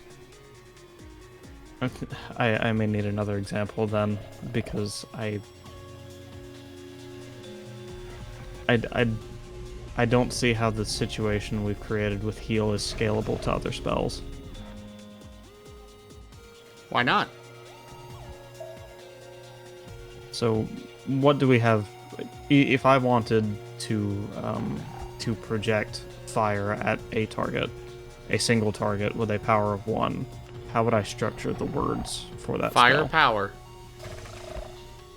Or power fire, either way.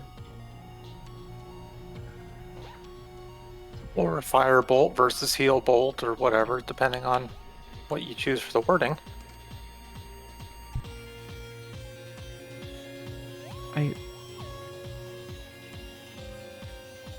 I feel like we're still coming back to the same construct modifier formula, though. I don't understand on a fundamental level how your system disagrees with my system. I've said it multiple times. I know you said it multiple times. I'm having trouble understanding it. It is sidestepping, avoiding the problem of the English language being weird. It's the same thing. It's just specifically not a specific noun and specific verb. It could be adjective or adverb or whatever. It's just sets of words. Yeah.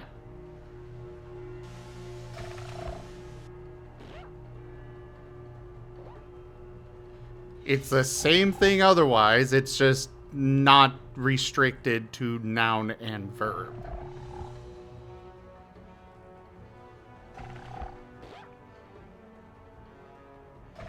For example, with our system, you could throw in an adjective, such as blue. And now you're throwing blue fire.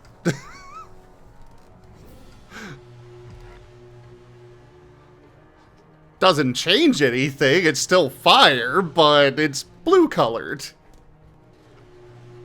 Well, I can maybe come and add a second effect, because blue fire is hotter. Yeah, in this case it wouldn't. Defined. In this case, it probably wouldn't. But then why would I spend XP on the blue word? You would be surprised what players would. You would be surprised what people will spend things on just for cosmetic reasons. Fucking hell, they sell blue-colored guns in video games for $20. And people buy them just because it's blue.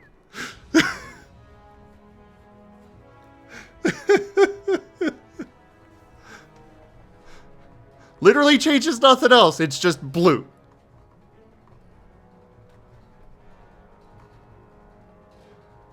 Exactly, Stradivarian. So if any of Zim's characters get too powerful, you just add the word Marten. It does nothing, but it's just added. And he will buy it. Yes.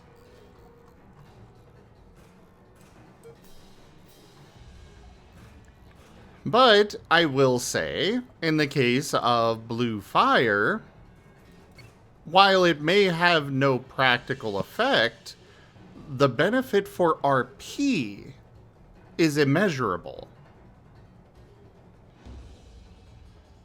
Well, I feel that's something you could also discuss with the DM, is saying, okay, like, you know, RP-wise, my character's going to do blue fire as a, you know, blah, blah, blah, blah, blah. It's, you know, an arc flame or something like that. That's why it's blue, but anything I use blue does an extra, you know, 1 point of damage, or, you know, whatever. You know, it's just something that you can come up with the DM for a good reasonable of what they want to do with it.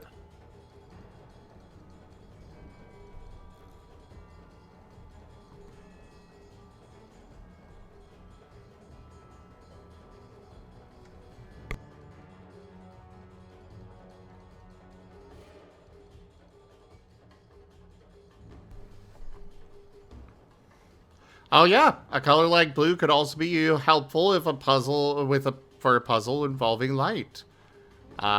Or simply impressing a village.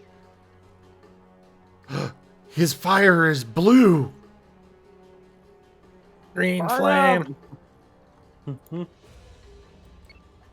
Like, never underestimate the value of a purely RP thing.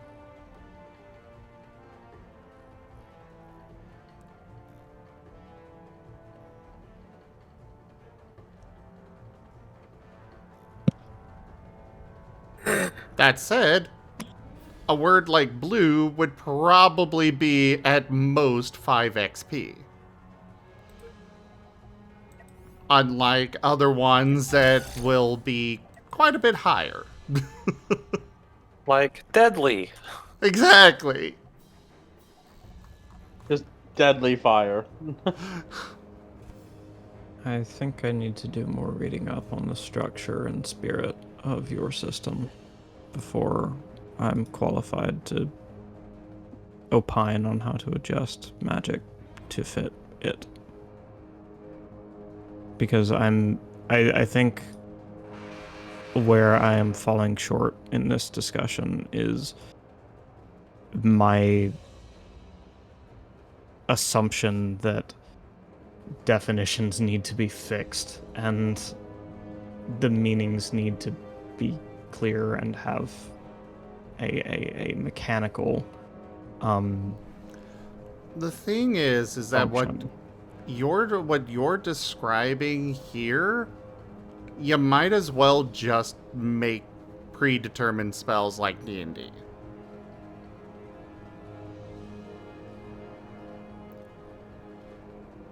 But I'm just saying that I'm using blue as an example.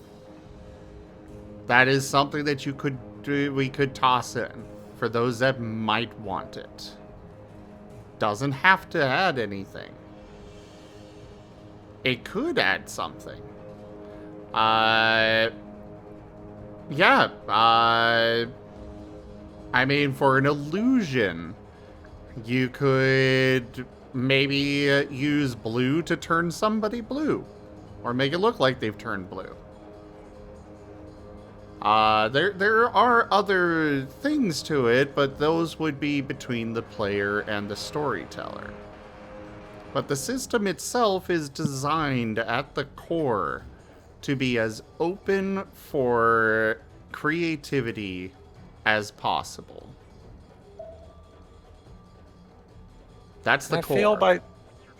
I feel by limiting it to like a noun and verb list like you were talking, it would just end up being with some power gamer somewhere or another who would pull out a spreadsheet and combine every single word and see what the actual ability is, and then just kind of pick and choose from there, in which case they might as well just be separate spells, other than you've limited yourself on the creativity of the spells when you're making them in the first place.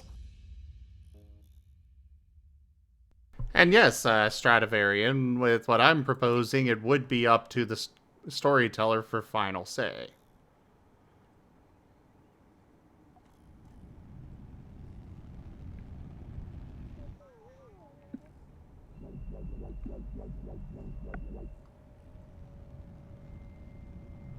It is like 3 o'clock in the morning. Good lord. I'll continue workshopping the system. It does not sound like you are happy with my suggestion. I'm just very tired. Well, you're the one that wanted to talk about it. I was also tired an hour ago when I suggested talking about this. Why'd you suggest it when you were tired? I did not think I did not think it would I would be having trouble keeping up. Fair enough.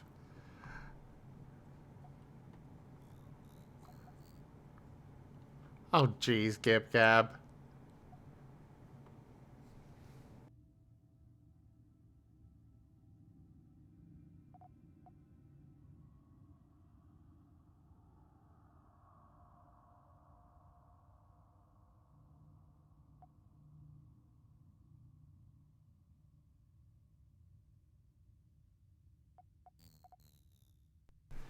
Well, go get some sleep then, Matteo.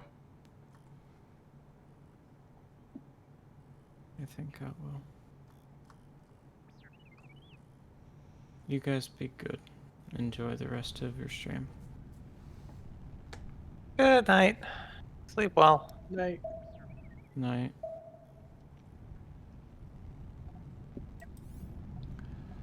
As for me, I shall continue. Because I literally have no life. I have no reason to exist beyond your amusement. I also have no life. Kinda.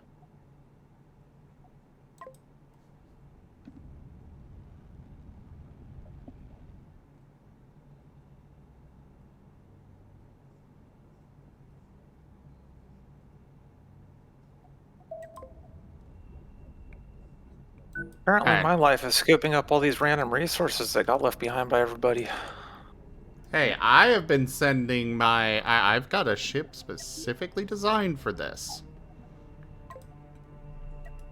Well, not specifically designed for it, but a ship that I've adapted to being designed for this.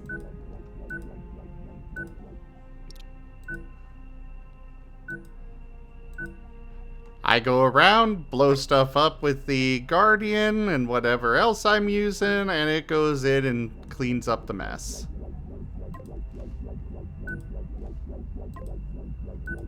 It goes nom nom nom. On the Gip Gap.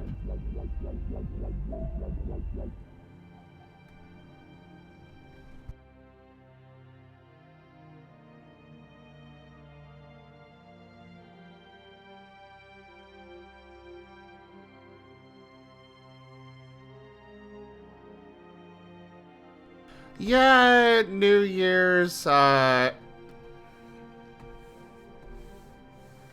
it's just that with what I was understanding of Matteo's system, which I could be wrong on what I was understanding, absolutely. It seemed like it would be, we might as well just make actual basic spells instead of, you know, keeping it more open-ended like I typically do with things with I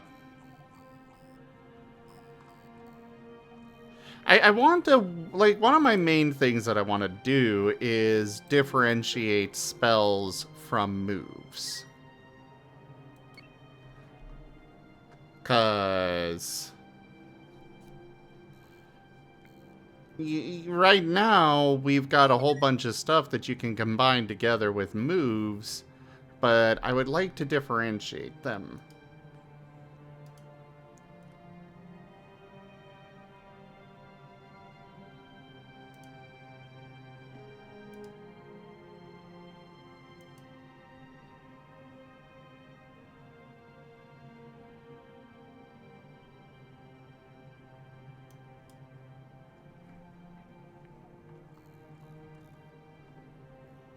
And yes, Neo, that Vane has seen some stuff.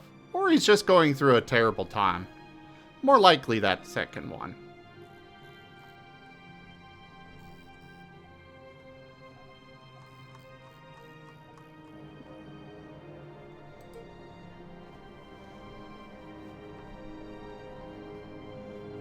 Anti-fairy dust?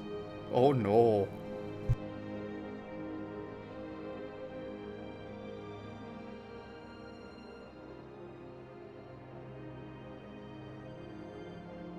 He's been cut off.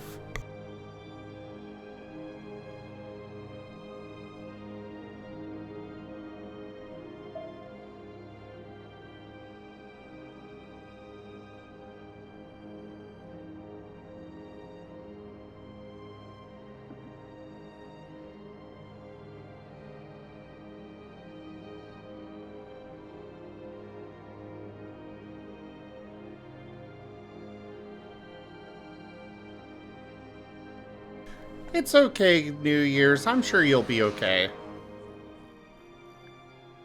You're not a fairy, right?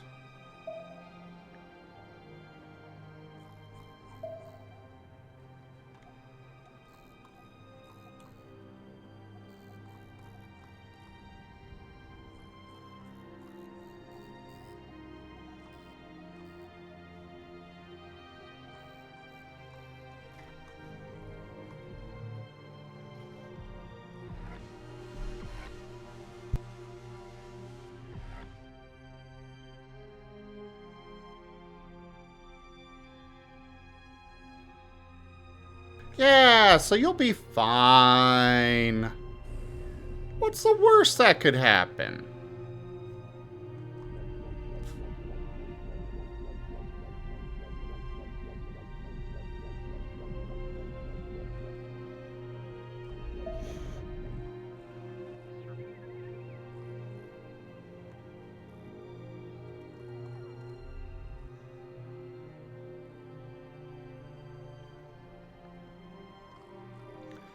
I see that the chode is no longer even remotely similar to the original thing.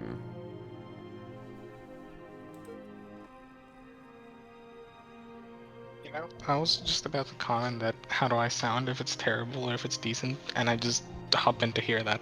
And only that. Out of context quotes. Hell yeah. Also, hi. Hello there. You are Normally I cute. avoid joining. How dare. Normally I avoid joining on my phone because the earbuds are terrible, but I have a headset in about half an hour to lay in bed before I go to sleep because my brain won't shut off. Hi. What's up?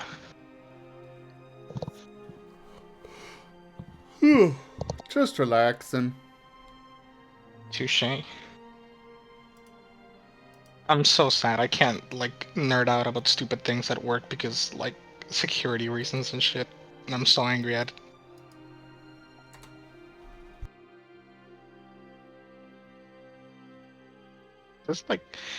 This just brings to mind how terrible it must be to work on, like, a secret government project.